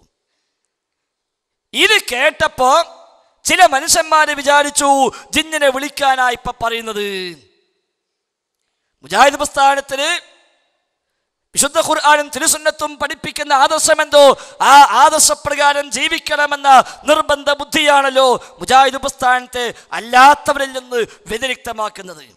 മറ്റു പ്രസ്ഥാനങ്ങളിൽ നിന്ന് മുജാഹിദ് പ്രസ്ഥാനത്തിന്റെ ഏറ്റവും വലിയ വ്യത്യാസം എന്താ? അള്ളാഹും റസൂലും പറഞ്ഞു, പിന്നെ അവിടെ അപ്പീലില്ലാന്നാ. ഞങ്ങളൊക്കെ സുന്നയിനെ കാലത്ത് പറഞ്ഞിരുന്നു മുജാഹിദീക്ക് ദിക്റുമില്ല, ദുആഇല്ല, സ്വലാത്തും ഇല്ല എന്ന്. ഇവിടെ വന്ന് നോക്കുമ്പോഴല്ലേ, ഇവിടെ വന്ന് നോക്കുമ്പോൾ ഉള്ള ദിക്റിൽ ഒരു ഫതഹ് മാറിയാൽ അപ്പം പിടിക്കും. അല്ല മൗലവി അങ്ങനെയല്ലല്ലോ, അവിടെ കസ്റാണല്ലോ ഉള്ളത്, ഇവിടെ ദമ്മാണല്ലോ ഉള്ളത്, ഇത് എവിടെ കിട്ടി എന്ന് അങ്ങോട്ട് ചോദിക്കും സാധാരണക്കാർ പോലും. അതാ ഇവിടുത്തെ പ്രത്യേകത. ഇല്ലാത്ത ദിക്ർ ചെല്ലാൻ പറ്റൂല, ഇല്ലാത്ത സ്വലാത്ത് ചെല്ലാൻ പറ്റൂല. സുന്നിയാകുമ്പോഴോ എന്ത് ചൊല്ലിയാലും അത് സ്വലാത്തായി കൂട്ടിക്കോളും. എന്തെങ്കിലും അത് ചൊല്ലിയാൽ മതി. ഉസ്താദിന്റെ തൊള്ളിന് എന്തേ വീണു അത് മറ്റോ ഏറ്റു ചൊല്ലും, അതൊക്കെ സ്വലാത്ത് തന്നെ. മൂപ്പൻ എന്തേ പറഞ്ഞു കൊടുത്തു അതാണ് പറയും, അതൊക്കെ ദിക്ർ തന്നെ. മൂപ്പന് 100 പറഞ്ഞാൽ 100, 200 പറഞ്ഞാൽ 200, മൂപ്പന് 1000 പറഞ്ഞാൽ 1000, വേറെ ചോദ്യമില്ല. ഇവിടെ വന്നപ്പോഴോ ഹദീസുണ്ടോ, സ്വഹീഹാണോ, ദഈഫാണോ, സ്ഥിരപ്പെട്ടതാണോ, ഈ ചോദ്യം ഇങ്ങനെ വരിക ഓരോന്നും പറയുമ്പോൾ. എന്ന് പറഞ്ഞ പോലെ മുജാഹിദ് പ്രസ്ഥാനത്തിന് സവിശേഷത എന്താ? പ്രമാണങ്ങളിൽ ഉണ്ടോ അത് സ്വീകരിക്കാവൂ, ഇല്ലേ സ്വീകരിച്ചുകൂടാ. എന്നാൽ പ്രമാണങ്ങളിൽ ഉള്ള പലതും സ്വീകരിക്കാൻ പ്രയാസമുള്ള ചില മനുഷ്യന്മാർ ഇടക്കാലത്ത് കയറി കൂടി നമ്മുടെ മുജാഹിദ് പ്രസ്ഥാനത്തിൽ. 10 കൊല്ലത്തിന് ഇങ്ങോട്ടാണെങ്കിൽ നമ്മൾ അവരുടെ സൗകര്യത്തിന് മടവൂർ വിഭാഗം എന്ന് പറയാറുണ്ട്. അത് കോടതി പോലും പറഞ്ഞ പേരാണിപ്പോ. അവർക്ക് പ്രമാണം കണ്ടാലും പോരാ, ബുദ്ധിക്ക് കൂടി യോജിക്കണം, അല്ലെങ്കിൽ ശരിയാകൂല എന്ന് ചില ആളുകൾക്ക് തോന്നി. സംഗതി ഓല ബുദ്ധിയിൽ കൊള്ളാത്തതുകൊണ്ട് ഈ സാധനം ശരിയല്ല എന്ന് പറയില്ലല്ലോ. നമ്മളടുത്തുള്ള ബുദ്ധി പോരാ എന്നല്ലേ മനസ്സിലാക്കേണ്ടത്. ഒരാൾ തേങ്ങ കൊണ്ടാകാൻ വേണ്ടി ചാക്കുമായി വരാൻ പറഞ്ഞു. ഇപ്പം ചാക്കും കൊണ്ട് വന്നപ്പോൾ ചാക്കിൽ പകുതി പോലും കൊള്ളണില്ല. എന്നാ എന്താ ചെയ്യുക? പകുതി തേങ്ങ ഒഴിവാക്കല. ഞാൻ കൊണ്ടുവന്ന ചാക്ക് പോരാ, പോയിട്ട് വലിയ ചാക്കുമായി വരാൻ തീരുമാനിക്കും. ഇവര് ബുദ്ധി കൊണ്ട് ചെന്ന് ഖുർആൻ ആയത്ത് നോക്കി, ഹദീസ് നോക്കി, ഓന്റെ ബുദ്ധി കൊള്ളണില്ല. ഓൻ പറഞ്ഞ ഈ ആയത്ത് നമുക്ക് വേണ്ട, ഈ ഹദീസ് നമുക്ക് വേണ്ട, അത് നിന്റെ ബുദ്ധി കൊള്ളണില്ല, ഒഴിവാക്കി. അപ്പൊ നമ്മൾ പറഞ്ഞു കൂട്ടരെ അങ്ങനെ പറയല്ല. ഓരോരുത്തരുടെ ബുദ്ധിക്കും യോജിക്കാത്തൊക്കെ തള്ളിയാ പിന്നെ എന്താ ബാക്കിയുണ്ടാകുക? പക്ഷേ അവര് മനസ്സിലാക്കി എന്താ, ജിന്ന് എന്നുള്ള സാധനം, സിഹിർ എന്നുള്ള സാധനം, കണ്ണേറ് എന്ന സാധനം, പിശാച്ച് ബാധ എന്ന സംഗതി, റുഖിയ എന്ന സാധനം, ഇതൊക്കെ എന്തോ ഇതൊന്നും ഒരു ബുദ്ധിക്കാണ്ട് കൊള്ളണില്ലല്ലോ. ഹദീസൊക്കെ ഉണ്ട് ശരിയാ, ബുഖാരിയിലൊക്കെ ഉണ്ട് ശരിയാ, പക്ഷെ അത് സ്വീകരിക്കാൻ കഴിയില്ല എന്ന് എടവണ്ണ സുല്ലമയും മറ്റു കുറച്ചാളുകളും തീരുമാനിച്ചു. അങ്ങനെ 2002 ആ പ്രശ്നം രൂക്ഷമായി. അവസാനം അവർക്ക് പ്രസ്ഥാനം വിട്ട് പോകേണ്ടി വന്നു. പോയിട്ട് പുറത്തിറങ്ങിയിട്ട് അവര് പറഞ്ഞു മുജാഹിദുകൾ അന്ധവിശ്വാസത്തിലാണ്, KNMകാർ അന്ധവിശ്വാസത്തിലാണ്, AP അബ്ദുൽ ഖാദർ മൗലവി നേതൃത്വം കൊടുക്കുന്ന മൗലവി വിഭാഗം ശിർക്കിലാണ് എന്നവര് പറഞ്ഞു. എന്താ തെളിവ് പറഞ്ഞത്? അവര് സിഹിറുണ്ട് വിശ്വസിക്കുന്നു, കണ്ണേറുണ്ട് വിശ്വസിക്കുന്നു, ജിന്നുബാധയുണ്ട് വിശ്വസിക്കുന്നു, അതേപോലെയുള്ള പല സംഗതികളും അവർ അംഗീകരിക്കുന്നു. അത് അന്ധവിശ്വാസം തന്നെ. നമ്മൾ പിന്നാലെ കൂടി ഇദാ സുല്ലമി ഹദീസ് ഉണ്ടല്ലോ, സ്വഹീഹാണല്ലോ, സ്വഹീഹ് അല്ലെങ്കിൽ നിങ്ങൾ പറയൂ ഞങ്ങളും തള്ളാം, സ്വഹീഹാണല്ലോ. അയാൾ പറഞ്ഞു സംഗതി സ്വഹീഹ് തന്നെ, പക്ഷെ ബുദ്ധി കൊള്ളുന്നില്ല, തട്ടണം. ബുഖാരിയിലുണ്ടല്ലോ എന്നാലും തട്ടണം. അങ്ങനെ തട്ടി അവസാനം അയാൾ പറഞ്ഞു സ്വഹീഹ് ബുഖാരിയിൽ 60 ഹദീസ് ഞാൻ ദഈഫാക്കീന. ദഈഫാക്കിയെങ്കിൽ മൂപ്പർക്ക് നിലക്കാൻ കഴിയുള്ളൂ. ഇരുവേറ്റിന് വേറൊരു മൗലവി പറഞ്ഞു ബുഖാരിയല്ല, ബുഖാരിന്റെ വാപ്പ പറഞ്ഞാലും ശരി ഞാൻ സ്വീകരിക്കൂല. തൃശ്ശൂരിന് മറ്റൊരു മൗലവി പറഞ്ഞു, മുസ്യാക്കമായ സ്വഭാവമായതുകൊണ്ട് ആ പേര് പറഞ്ഞത്. മറ്റൊരു മൗലവി പറഞ്ഞു ബുഖാരി എറിയടോ, തോട്ടിക്കരയടോ, തട്ടിക്കളയടോ എന്നാണ് തൃശ്ശൂർക്കാരൻ ഒരു മൗലവി പറഞ്ഞത്. ഇങ്ങനെ ഇത് ഉപയോഗപ്പെടുത്തി ഈ മടവൂർ വിഭാഗം ആളുകൾ രംഗത്ത് വരികയും അങ്ങനെ ഹദീസുകൾ മുഴുവൻ ചവിട്ടി മരിക്കുകയും സ്വഹീഹ് ബുഖാരിക്കും സ്വഹീഹ് മുസ്ലിമിനും ലോക മുസ്ലിമീങ്ങൾ 112 കാലമായി വകവെച്ചു കൊടുത്ത അതിന്റെ നിലയും വിലയും ജനമധ്യത്തിൽ വെച്ച് ഹദീസ് എന്താ എന്നറിയാത്ത, സ്വഹീഹ് ബുഖാരി എന്താ എന്നറിയാത്ത, സനദ് എന്താ എന്നറിയാത്ത, മതൻ എന്താ എന്നറിയാത്ത, ഉസൂലും ഫുറൂഉം അറിയാത്ത സാധാരണക്കാരന്റെ മുമ്പിൽ വെച്ച് ഈ ഹദീസ് ഗ്രന്ഥങ്ങളെ, സ്വഹീഹായ ഹദീസുകളെ ചവിട്ടി മരിച്ച് മിമ്പറിൽ വെച്ച് പോലും, ഖുർആൻ ക്ലാസ്സിൽ വെച്ച് പോലും അതിനെയെല്ലാം പരിഹസിച്ചപ്പോൾ കൂട്ടരെ ഇത് ശരിയല്ല കേട്ടോ, ഇത് ഹദീസാണ് കേട്ടോ, നിങ്ങൾ അങ്ങനെ പ്രതികരിക്കല്ല എന്ന് അങ്ങോട്ട് പറഞ്ഞപ്പോൾ നാം അന്ധവിശ്വാസികൾ എന്ന് മുദ്ര കുത്തി. ഇവർക്കെതിരെ അതിശക്തമായ പോരാട്ടവുമായി രംഗത്തിറങ്ങി. ഇത് അന്ധവിശ്വാസമല്ല എന്ന് സ്ഥാപിക്കാൻ ശ്രമിച്ചപ്പോൾ യഥാർത്ഥത്തിൽ ഉള്ളില് അവര് പറഞ്ഞതാണല്ലോ ശരി, ഇത് അന്ധവിശ്വാസം തന്നെയല്ലേ എന്ന് വിചാരിച്ചവരും വിചാരിപ്പിക്കാൻ കയറിക്കൂടിയവരും കുറച്ചാളുകൾ ഇപ്പുറത്ത് ബാക്കിയുണ്ടായിരുന്നു. അവരും പിന്നാലെ കൂട്ട് പറഞ്ഞു അവര് പറഞ്ഞതാ ശരി, ഇത് അന്ധവിശ്വാസം തന്നെ. ഇത് അന്ധവിശ്വാസം തന്നെ, ഇത് സ്വീകരിക്കാൻ കഴിയില്ല എന്ന് പറഞ്ഞ് ഇവരും രണ്ടു കൂട്ടരും ഒന്നായി കൂടിയിട്ട് ഇനി ഇത് അംഗീകരിക്കാത്തവൻ ആരാണോ, ഇത് സ്വീകരിക്കാത്തവൻ ആരാണോ എങ്കിൽ അവർക്ക് മുജാഹിദ് പ്രസ്ഥാനത്തിൽ തൽക്കാലം നിലനിൽപ്പ് നൽകേണ്ടതില്ല എന്ന് പറഞ്ഞ് അത്തരക്കാരെ മാറ്റി നിർത്തുകയും ഇനി അവർ പ്രസംഗിക്കേണ്ടതില്ല, ഖുതുബ നിർവഹിക്കേണ്ടതില്ല, ഖുർആൻ ക്ലാസ് എടുക്കേണ്ടതില്ല, ദീന് പറയേണ്ടതില്ല എന്ന് തീരുമാനിക്കുകയും ചെയ്ത സാഹചര്യമുണ്ടായി. ഈ മലപ്പുറത്ത് പോലും 4 വർഷമായി മുടങ്ങാതെ കൃത്യമായി നടന്നു വരുന്ന 10-50ഓളം ആളുകൾ സ്ഥിരമായി പങ്കെടുക്കുന്ന വിശുദ്ധ ഖുർആൻ പഠനത്തിലുള്ള QHLS എന്ന സംരംഭം ഒരു ന്യായവുമില്ലാതെ, ഒരു കാരണവുമില്ലാതെ 2 ദിവസം മുമ്പ് മണ്ഡലം പ്രസിഡന്റും സെക്രട്ടറിയും വിളിച്ചു പറയുകയാണ്, മൗലവി താങ്കൾ ഇനി ക്ലാസ് എടുക്കേണ്ടതില്ല എന്ന് മണ്ഡലം കമ്മിറ്റി തീരുമാനിച്ചിരിക്കുന്നു. എന്നാൽ താങ്കൾ ക്ലാസ് എടുക്കണം തീരുമാനിച്ചത് ആ മണ്ഡലം കമ്മിറ്റി ആയിരുന്നുവോ? അല്ല. ആ ക്ലാസ് നടക്കുന്നുണ്ടോ അന്വേഷിക്കാൻ അവരാരെങ്കിലും വന്നിരുന്നുവോ 4 കൊല്ലത്തിനടുക്ക്? ഇല്ല. വല്ല സഹായങ്ങളും അവർ ചെയ്തിരുന്നോ? ഇല്ല. അവസാനം ഫോൺ ചെയ്ത് പറയാ, താങ്കൾ ക്ലാസ് എടുക്കണ്ട. എന്തേ കാര്യം? കാര്യമൊന്നുമില്ല. അവിടെയാണ് സംഗതികൾ എത്തിപ്പെട്ടത് എന്ന് ഗൗരവമായി നമ്മൾ കാണേണ്ടതുണ്ട്. അത്തരം സാഹചര്യത്തിൽ മലപ്പുറത്തെ പ്രവർത്തകന്മാർ തീരുമാനിച്ചു, ഖുർആൻ ക്ലാസ് മുടങ്ങിക്കൂടാ, ഖുർആൻ പഠിക്കണം, ഹദീസ് പഠിക്കണം, അത് മുടങ്ങാൻ പാടില്ല എന്ന് തീരുമാനിക്കുകയും ഇൻഷാ അല്ലാഹ് അടുത്ത വെള്ളിയാഴ്ച തന്നെ മുടങ്ങാതെ ഇന്നലത്തെ ക്ലാസിന്റെ തുടർച്ചയായി ഇൻഷാ അല്ലാഹ് വിശുദ്ധ ഖുർആൻ പഠിക്കാനുള്ള ആ സംരംഭം തുടർന്ന് പോവുകയും ചെയ്യും. ഇൻഷാ അല്ലാഹ് അതിന് നോട്ടീസ് ഇവിടെ ഉണ്ട്, അത് നിങ്ങൾ കൈപ്പറ്റുകയും വേണം. ഏതാ ഞാൻ സൂചിപ്പിച്ചത്, ഇങ്ങനെ ദീനീ സംരംഭങ്ങളെ മുടക്കി, ഖുതുബകളെ മുടക്കി, വഅദുകളെ മുടക്കി, ദഅവത്തെ മുടക്കി 4-5 ആള് മാത്രമേ ഇനി പ്രസംഗിക്കാൻ പാടുള്ളൂ എന്ന് തീരുമാനിച്ച് ആ 4-5 ആളാണെങ്കിലോ ജിന്നും ശൈത്താനും അല്ലാത്ത വേറൊന്നും പറയുന്നില്ല എന്നും തീരുമാനിച്ച് രംഗത്തിറങ്ങിയതാണ് നമ്മളിപ്പോ കാണുന്നത്. 20-30 ആളെ ലിസ്റ്റ് അയച്ചു കൊടുത്തു, പറഞ്ഞ് വിളിക്കാൻ പാടില്ല. എന്നാ തരക്കേടില്ല, ആ ലിസ്റ്റിന്റെ മറുപുറത്ത് വേറൊരു 30 ആളെ പേര് പകരം ഇവരെ വിളിച്ചോളൂ എന്ന് പറഞ്ഞൊരു 30 ആളെ പേര് അപ്പുറത്ത് വേറെ കൊടുത്തോ? ഇല്ല. എന്തേ? കൊടുക്കാനില്ല. കൊടുത്താലും ആളെ വിളിക്കൂല എന്ന് എല്ലാവർക്കും അറിയാം. അതുകൊണ്ട് നാം കാര്യങ്ങളെ തിരിച്ചറിയുക.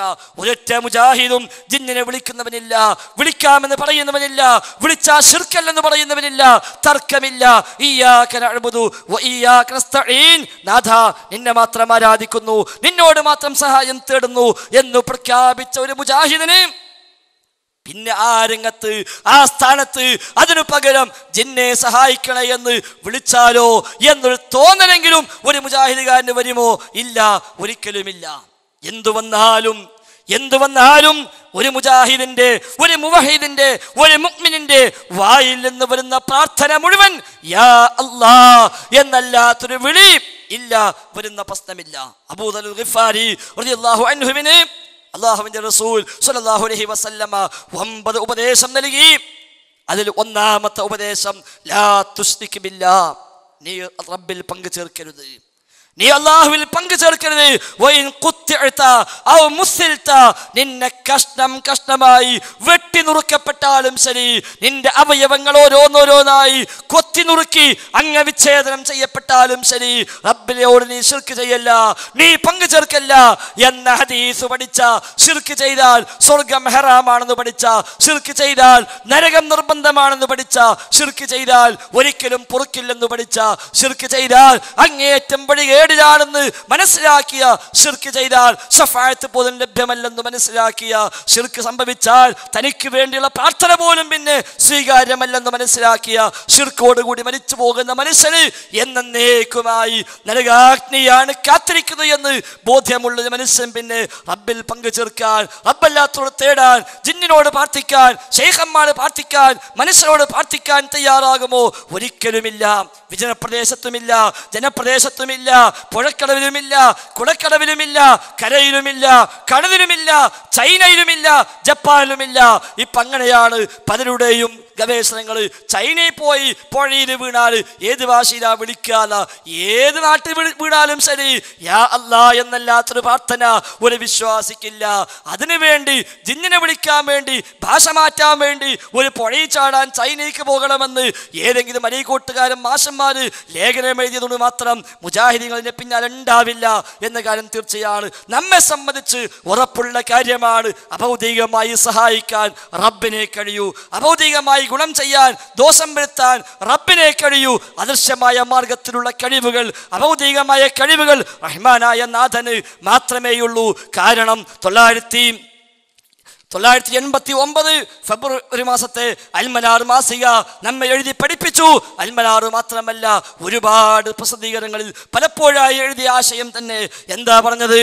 അല്ലാഹു അല്ലാത്തവരോട് പ്രാർത്ഥിക്കുന്നതും സൃഷ്ടികൾക്ക് അഭൗതികമായ കഴിവുകൾ ഉണ്ടെന്ന് വിശ്വസിക്കുന്നതും തൗഹീദിന് അഥവാ ഇബാദത്ത് അല്ലാഹുവിന് മാത്രമെന്ന തത്വത്തിന് വിരുദ്ധമാണ്. എങ്ങനെ? അല്ലാഹു അല്ലാത്തവരോട് പ്രാർത്ഥിക്കുന്നതും സൃഷ്ടികൾക്ക് അഭൗതിക കഴിവുണ്ടെന്ന് വിശ്വസിക്കുന്നതും തൗഹീദിനെതിരാണ്. ഏതെങ്കിലും സൃഷ്ടിക്ക് അഭൗതിക കഴിവുണ്ട് വിശ്വസിച്ചാൽ, അഭൗതികമായി സഹായിക്കുന്നു വിശ്വസിച്ചാൽ, അഭൗതികമായി ദോഷം വരുത്തുന്നു വിശ്വസിച്ചാൽ അത് തൗഹീദിനെതിരാണ് എന്നാണ്. എന്നാൽ വിചിന്തനം വാരികയിൽ ഇന്നലെ ഇറങ്ങിയ വിചിന്തനത്തിലും കഴിഞ്ഞ വെള്ളിയാഴ്ച ഇറങ്ങിയ വിചിന്തനത്തിലും ആവർത്തിച്ച് നമ്മൾ കാണുന്നു, ജിന്നുകളെ സഹായം അഭൗതികമാണ്, ജിന്നുകളെ സഹായം അഭൗതികമാണ് എന്ന് എഴുതിയത് നമ്മൾ കാണുന്നു. 89 ഈ അൽമനാറിൽ നിന്ന് 2013 വിചിന്തനത്തിലേക്ക് എത്തിയപ്പോൾ സാക്ഷാൽ മടവൂരിസം, സാക്ഷാൽ അബ്ദുസ്സലാം സ്വലമിയുടെ ആദർശം എങ്ങനെ അവിടെ കടന്നുകൂടി എന്ന് ചോദിക്കാൻ ചില ആളുകൾ സ്റ്റേജിൽ കയറുമെന്ന് മനസ്സിലായപ്പോഴാണ് അവര് കയറണ്ട, അവരെ കയറ്റണ്ട, അവരെ ഖുർആൻ പഠിപ്പിക്കണ്ട, അവരെ ഖുത്ബ നിർവഹിക്കണ്ട, അവരെ ഖുർആൻ ക്ലാസ് എടുക്കണ്ട എന്ന് തീരുമാനിച്ചതെങ്കിൽ മുജാഹിദുകളെ, ആദർശത്തെ സ്നേഹിക്കുന്ന, തൗഹീദിനെ സ്നേഹിക്കുന്ന, നാഥനെ സ്നേഹിക്കുന്ന, പരലോകം ആഗ്രഹിക്കുന്ന ആദർശ ബന്ധുക്കളെ, സഹോദരി സഹോദരന്മാരെ, നാം തിരിച്ചറിയുക. നമ്മുടെ എല്ലാം വിയർപ്പ്, നമ്മുടെ എല്ലാം അധ്വാനം, നമ്മുടെ എല്ലാം സാമ്പത്തികമായ വിഹിതം, അതെല്ലാം കൊണ്ടാണ് ഈ പ്രസ്ഥാനം വളർന്നത്, അതെല്ലാം കൊണ്ടാണ് പള്ളികൾ ഉണ്ടായത്, അതെല്ലാം കൊണ്ടാണ് സ്ഥാപനമുണ്ടായത്, അതെല്ലാം കൊണ്ടാണ് ദഅ്വ സംരംഭങ്ങൾ നടന്നത്. അവസാനം നമ്മൾ സൗകര്യത്തിന് ഒരാളെ പിടിച്ച് തൽക്കാലം സെക്രട്ടറിയാക്കി, മറ്റൊരുത്തരെ പ്രസിഡന്റുമാക്കി എന്ന ഒറ്റ കാരണത്താൽ ആ കസേര ഉപയോഗപ്പെടുത്തി, ആ സ്ഥാനം ഉപയോഗപ്പെടുത്തി ഇനി നിങ്ങളാരും കയറി വരേണ്ടതില്ല, ഞങ്ങൾ നോക്കിക്കൊള്ളാമെന്ന് പറഞ്ഞാൽ ഇറങ്ങിപ്പോരേണ്ടവരല്ല നമ്മൾ എന്നുള്ളത് നമ്മൾ മറക്കാൻ പാടില്ല. KNM നമ്മുടേതാണ്, ISM നമ്മുടേതാണ്, MSM നമ്മുടേതാണ്, MGM നമ്മുടേതാണ്, Profcon നമ്മുടേതാണ്, വിജ്ഞാനവേദി നമ്മുടേതാണ്, CRE നമ്മുടേതാണ്, QHLS നമ്മുടേതാണ്. ആരെങ്കിലും പോയിട്ട് ദീനൊന്നാകെ ട്രേഡാക്കാൻ തീരുമാനിച്ച് ട്രേഡ് മാർക്കാക്കാൻ അപേക്ഷ കൊടുത്താൽ ഓരോന്റെ കച്ചവടവുമായി പോകാമെന്നല്ലാതെ നമുക്ക് ഈ ദീന് ട്രേഡ് അല്ല, നമുക്ക് ഈ പ്രോഫ്കോൺ ട്രേഡ് അല്ല, നമുക്ക് ഈ വിജ്ഞാനവേദി ട്രേഡ് അല്ല. നാം അത് ദീനിന് വേണ്ടിയാണ്, ദഅ്വത്തിന് വേണ്ടിയാണ്. ഓരോ പ്രോഫ്കോണിലും പങ്കെടുത്ത മക്കളുടെ മാറ്റം കണ്ടവരാണല്ലോ നമ്മൾ. കഴിഞ്ഞ 16 പ്രോഫ്കോൺ കൊണ്ട് ജീവിതത്തിൽ മാറ്റമുണ്ടായവർ ഒന്ന് എഴുന്നേറ്റ് നിൽക്കൂ എന്ന് ഞാൻ പറഞ്ഞാൽ എനിക്കറിയാം ചെറുപ്പക്കാരായ എത്രയോ വിദ്യാർത്ഥികൾ, എത്രയോ യുവാക്കൾ എഴുന്നേറ്റ് നിൽക്കും. ഞാൻ പ്രോഫ്കോണിന്റെ ഉൽപ്പന്നമാണെന്ന് പറഞ്ഞുകൊണ്ട് എൻ്റെ ജീവിതത്തിൽ മാറ്റമുണ്ടായത്, ഞാൻ തൗഹീദ് സ്വീകരിച്ചത്, ശിർക്കിന്റെ ഗൗരവം മനസ്സിലായത്, ഹക്കും ബാത്തിൽ നോക്കി ജീവിക്കാൻ തീരുമാനിച്ചത്, ഖുർആൻ പഠിക്കാൻ ഞാൻ തുടങ്ങിയത്, താടി ഞാൻ വളർത്തിയത്, എൻ്റെ തുണി കയറിയത് എല്ലാം പ്രോഫ്കോൺ കൊണ്ടാണെന്ന് പറയുന്ന എത്ര ആയിരങ്ങളായ 10,000-ങ്ങളായ വിദ്യാർത്ഥികൾ ഈ കേരള മണ്ണിൽ അവസാനം 16ാമത്തെ പ്രോഫ്കോണും കഴിഞ്ഞ വർഷം പിരിയുമ്പോൾ അവിടുന്ന് തീരുമാനിച്ചു അടുത്ത വർഷം മാർച്ച് 8, 9, 10 തീയതികളിൽ നമുക്ക് പ്രോഫ്കോണിൽ വീണ്ടും കണ്ടുമുട്ടാമെന്ന് പറഞ്ഞ് അന്ന് തീരുമാനിച്ചു പിരിഞ്ഞ് അവസാനം അതിന്റെ പടിവാതിൽക്കെത്തുമ്പോൾ നിങ്ങൾ നടത്തേണ്ടതില്ല, നിങ്ങളെ പിരിച്ചുവിട്ടു, ഞങ്ങൾ നടത്താമെന്ന് പറഞ്ഞ് ഒരു റിബൽ പ്രോഫ്കോൺ കോഴിക്കോട് പ്രഖ്യാപിച്ചാൽ സഹോദരന്മാരെ എന്തർത്ഥമാണ് അതിനുള്ളത്? മാത്രവുമല്ല നമുക്കറിയാമല്ലോ 2 മാസം മുമ്പാണ് നമുക്ക് സർക്കുലർ വന്നത്. എന്താ സർക്കുലർ? സമ്മേളനം കഴിഞ്ഞതിന് ശേഷം 2 മാസവുമായിട്ടില്ല, സമ്മേളനം കഴിഞ്ഞതിന് ശേഷം സർക്കുലർ വന്നു, ഇനി ക്യാമ്പയിൻ പ്രഖ്യാപിക്കപ്പെട്ടിരിക്കുന്നു. അതുകൊണ്ട് ആ ക്യാമ്പയിൻ പ്രവർത്തനങ്ങളെ ഇനി ഉണ്ടാകാവൂ. ഇനി ISM-നോ MSM-നോ MGM-നോ സ്വതന്ത്രമായ പ്രവർത്തനം ഉണ്ടാകാൻ പാടില്ല എന്ന് പറഞ്ഞുകൊണ്ട് സർക്കുലർ വന്നു. ആ സർക്കുലർ വായിച്ച് അതിന്റെ ഏതാനും ദിവസങ്ങൾ കഴിഞ്ഞപ്പോഴാണ് പത്രത്തിൽ വാർത്ത MSM-നെ പിരിച്ചുവിട്ടു, ISM-നെ പിരിച്ചുവിട്ടു, അഡ്ഹോc കമ്മിറ്റി ഉണ്ടാക്കി എന്ന് പറഞ്ഞു വാർത്ത വായിക്കുന്നു. എങ്കിൽ പിന്നെ 10 ദിവസം മുമ്പ് വന്ന ആ സർക്കുലർ ആർക്കാ ബാധകം? അഡ്ഹോc കമ്മിറ്റിയായി വന്ന MSM-ന്, അഡ്ഹോc കമ്മിറ്റിയായി വന്ന ISM-ന് എന്താ സർക്കുലർ? സ്വന്തമായി ഒന്നും ചെയ്യാൻ പാടില്ല, നിങ്ങൾ സ്വന്തമായി ഒന്നും പ്രഖ്യാപിക്കാൻ പാടില്ല. എന്നിട്ട് ആ സർക്കുലറിനെ മറികടന്ന് അഡ്ഹോc കമ്മിറ്റി അതാ പ്രഖ്യാപിക്കുന്നു. പ്രോഫ്കോൺ കോഴിക്കോട് വെച്ച് എങ്ങനെ കൂട്ടരെ നമുക്ക് ന്യായീകരിക്കാൻ കഴിയും? എങ്ങനെ സമ്മതിക്കാൻ കഴിയും? അതുകൊണ്ട് ഇൻഷാ അല്ലാഹ് മാർച്ച് 8, 9, 10 തീയതികളിൽ നമ്മുടെ ഈ മലപ്പുറത്ത് നടക്കുന്ന നമ്മുടെ പ്രോഫ്കോണിൽ നമ്മുടെ മക്കൾ ഉണ്ടാകണം. ആണും പെണ്ണുമായ പ്രൊഫഷണൽ വിദ്യാർത്ഥികളായ നമ്മുടെ മക്കളുടെ സാന്നിധ്യം ഉണ്ടാകണം. രക്ഷിതാക്കൾ തീരുമാനിക്കുക. അവരുടെ ജീവിതത്തിൽ അതൊരു മാറ്റമായി മാറും, അവരുടെ ജീവിതത്തിൽ ഒരു വഴിത്തിരിവായി മാറും. സംശയിക്കാനില്ല. അവിടെ നമ്മൾ ജിന്നല്ല പഠിപ്പിക്കുന്നത്, അവിടെ സിഹറല്ല പഠിപ്പിക്കുന്നത്. അത് പഠിപ്പിക്കാൻ പ്രോഫ്കോൺ വേറെയുണ്ട്. അത് പഠിക്കാനാണോ അങ്ങോട്ട് പോകാം. ഇവിടെ ദീൻ പഠിപ്പിക്കുന്ന നമ്മൾ, പ്രമാണം പഠിപ്പിക്കുന്ന നമ്മൾ, തൗഹീദ് പഠിപ്പിക്കുന്ന നമ്മൾ, സുന്നത്ത് പഠിപ്പിക്കുന്ന നമ്മൾ, അഖീദ പഠിപ്പിക്കുന്ന നമ്മൾ. അതേപോലെ ദീനിന്റെ ഓരോ അംശങ്ങളും കൃത്യമായി പഠിപ്പിച്ച് റബ്ബിനെ പേടിയുള്ള മുത്തഖീങ്ങളായ മക്കളായി 10-ാം തീയതി വൈകുന്നേരം നമ്മുടെ മക്കൾ പുറത്തിറങ്ങും ഇൻഷാ അല്ലാഹ്, സംശയമില്ല. അതുകൊണ്ട് ജീവിതത്തിന്റെ എല്ലാ രംഗത്തും നാഥനിൽ മാത്രം തവക്കുലാക്കി, റബ്ബിനോട് മാത്രം പ്രാർത്ഥിച്ച്, അവനോട് മാത്രം തേടി, അവന്റെ ഇഷ്ടദാസന്മാരായി മുത്തഖീങ്ങളായി ജീവിച്ചു മരിക്കാൻ നാം ശ്രമിക്കുക. റഹ്മാനായ നാഥൻ നമ്മെ എല്ലാം അനുഗ്രഹിക്കുമാറാവട്ടെ. മാത്രവുമല്ല പ്രത്യേകമായി സൂചിപ്പിക്കാനുള്ളത്, ഇൻഷാ അല്ലാഹ് ഈ വിഷയാവതരണത്തിന് ശേഷം നമ്മുടെ സംശയ നിവാരണ സെഷനാണ്. അവതരിപ്പിക്കപ്പെട്ട വിഷയത്തിൽ, അതുമായി ബന്ധപ്പെട്ട വിഷയത്തിലുള്ള സംശയങ്ങൾ നാം പലപ്പോഴും മുഖാമുഖങ്ങളിൽ സൂചിപ്പിക്കുന്നത് പോലെ ദീനിയായ സദസ്സാണ്. ആ ഒരു ബോധത്തോടു കൂടി തന്നെ നമ്മൾ കൈകാര്യം ചെയ്യുക. ഒരു വാശിക്ക് വേണ്ടിയല്ല, വിജയിക്കാനല്ല, തോൽപ്പിക്കാനല്ല, അത്തരം ലക്ഷ്യങ്ങളിൽ അല്ല, മറിച്ച് അള്ളാഹിന്റെ ദീൻ കൈകാര്യം ചെയ്യുന്ന ഒരു വേദിയായി, അത്തരം മജ്‌ലിസായി നാം ഇതിനെ കണ്ട് നമുക്ക് പഠിക്കാനുള്ള ഒരു അവസരം, ചോദ്യം ചോദിക്കാനും ഉത്തരം പറയാതെ മുട്ടിക്കാനുമല്ല. ഞങ്ങളാരും, ഈ ഇരിക്കുന്ന ഞങ്ങളാരും എല്ലാം തികഞ്ഞവരാണ് എന്ന അഭിപ്രായം ഞങ്ങൾക്ക് ആർക്കുമില്ല. സ്വാഗത ഭാഷകൻ പറഞ്ഞ പണ്ഡിതന്മാർ എന്ന പദപ്രയോഗത്തോട് പോലും ഞങ്ങൾക്ക് വിയോജിപ്പുണ്ട്. ഞങ്ങളാരും പണ്ഡിതന്മാരല്ല, ഞങ്ങളാരും ആലിമീങ്ങളല്ല. ആലിം എന്ന പദം ഇസ്ലാമിൻ്റെ സാങ്കേതികമായ ഒരു ആശയമുള്ള പദമാണ്. അതിനൊക്കെ ഒരുപാട് മർത്തബയുണ്ട്. ഞങ്ങളൊക്കെ മതം പഠിക്കുന്ന, ദീന് പഠിക്കുന്ന, വിശുദ്ധ ഖുർആനും തിരുസുന്നത്തും അടിസ്ഥാനമാക്കി അഹ്ലുസുന്നയുടെ പണ്ഡിതന്മാരും ഇമാമിയങ്ങളും രേഖപ്പെടുത്തി വെച്ചത് വായിച്ചെടുത്ത് അതിൽ നിന്ന് മനസ്സിലാക്കാൻ ശ്രമിക്കുന്ന മതവിദ്യാർത്ഥികൾ മാത്രമാണ്. അതുകൊണ്ട് തന്നെ സദസ്സ് എന്ത് ചോദിച്ചാലും എല്ലാം പറയാമെന്ന നാട്യം ഞങ്ങൾക്കാർക്കുമില്ല, ജാടകൾ ഞങ്ങൾക്കാർക്കുമില്ല.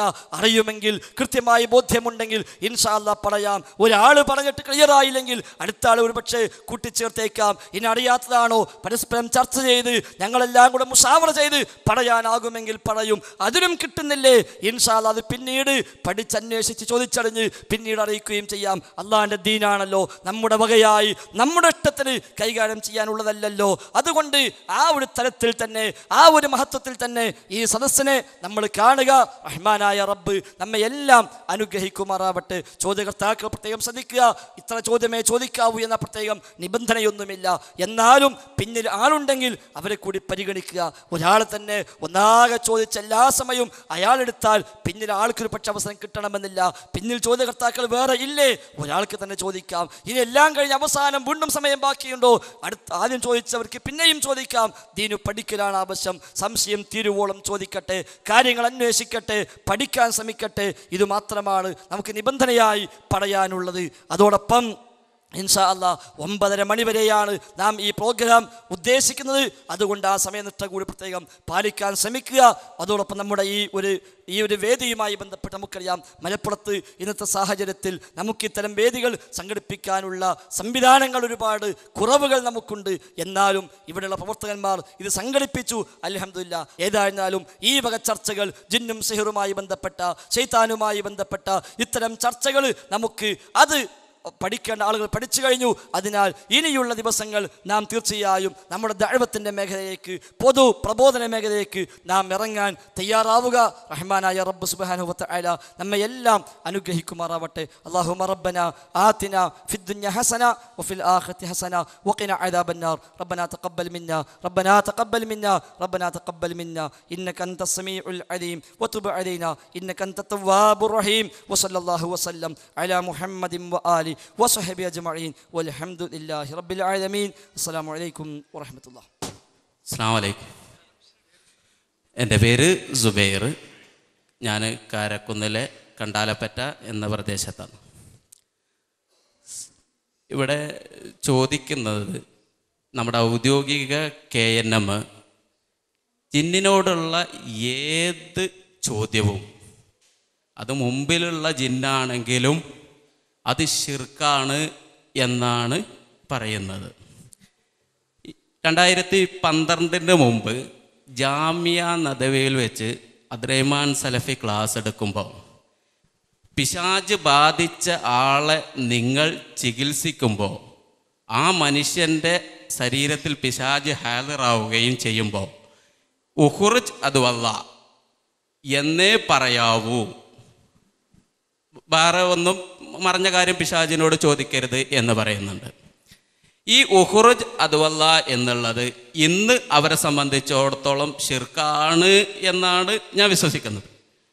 ബഹുമാനപ്പെട്ട വൈസൽ മൗലവി, അത് ഹറാമും വസീലത്ത് ശിർക്കുമാണ് എന്ന വാദം നമുക്കുണ്ടോ?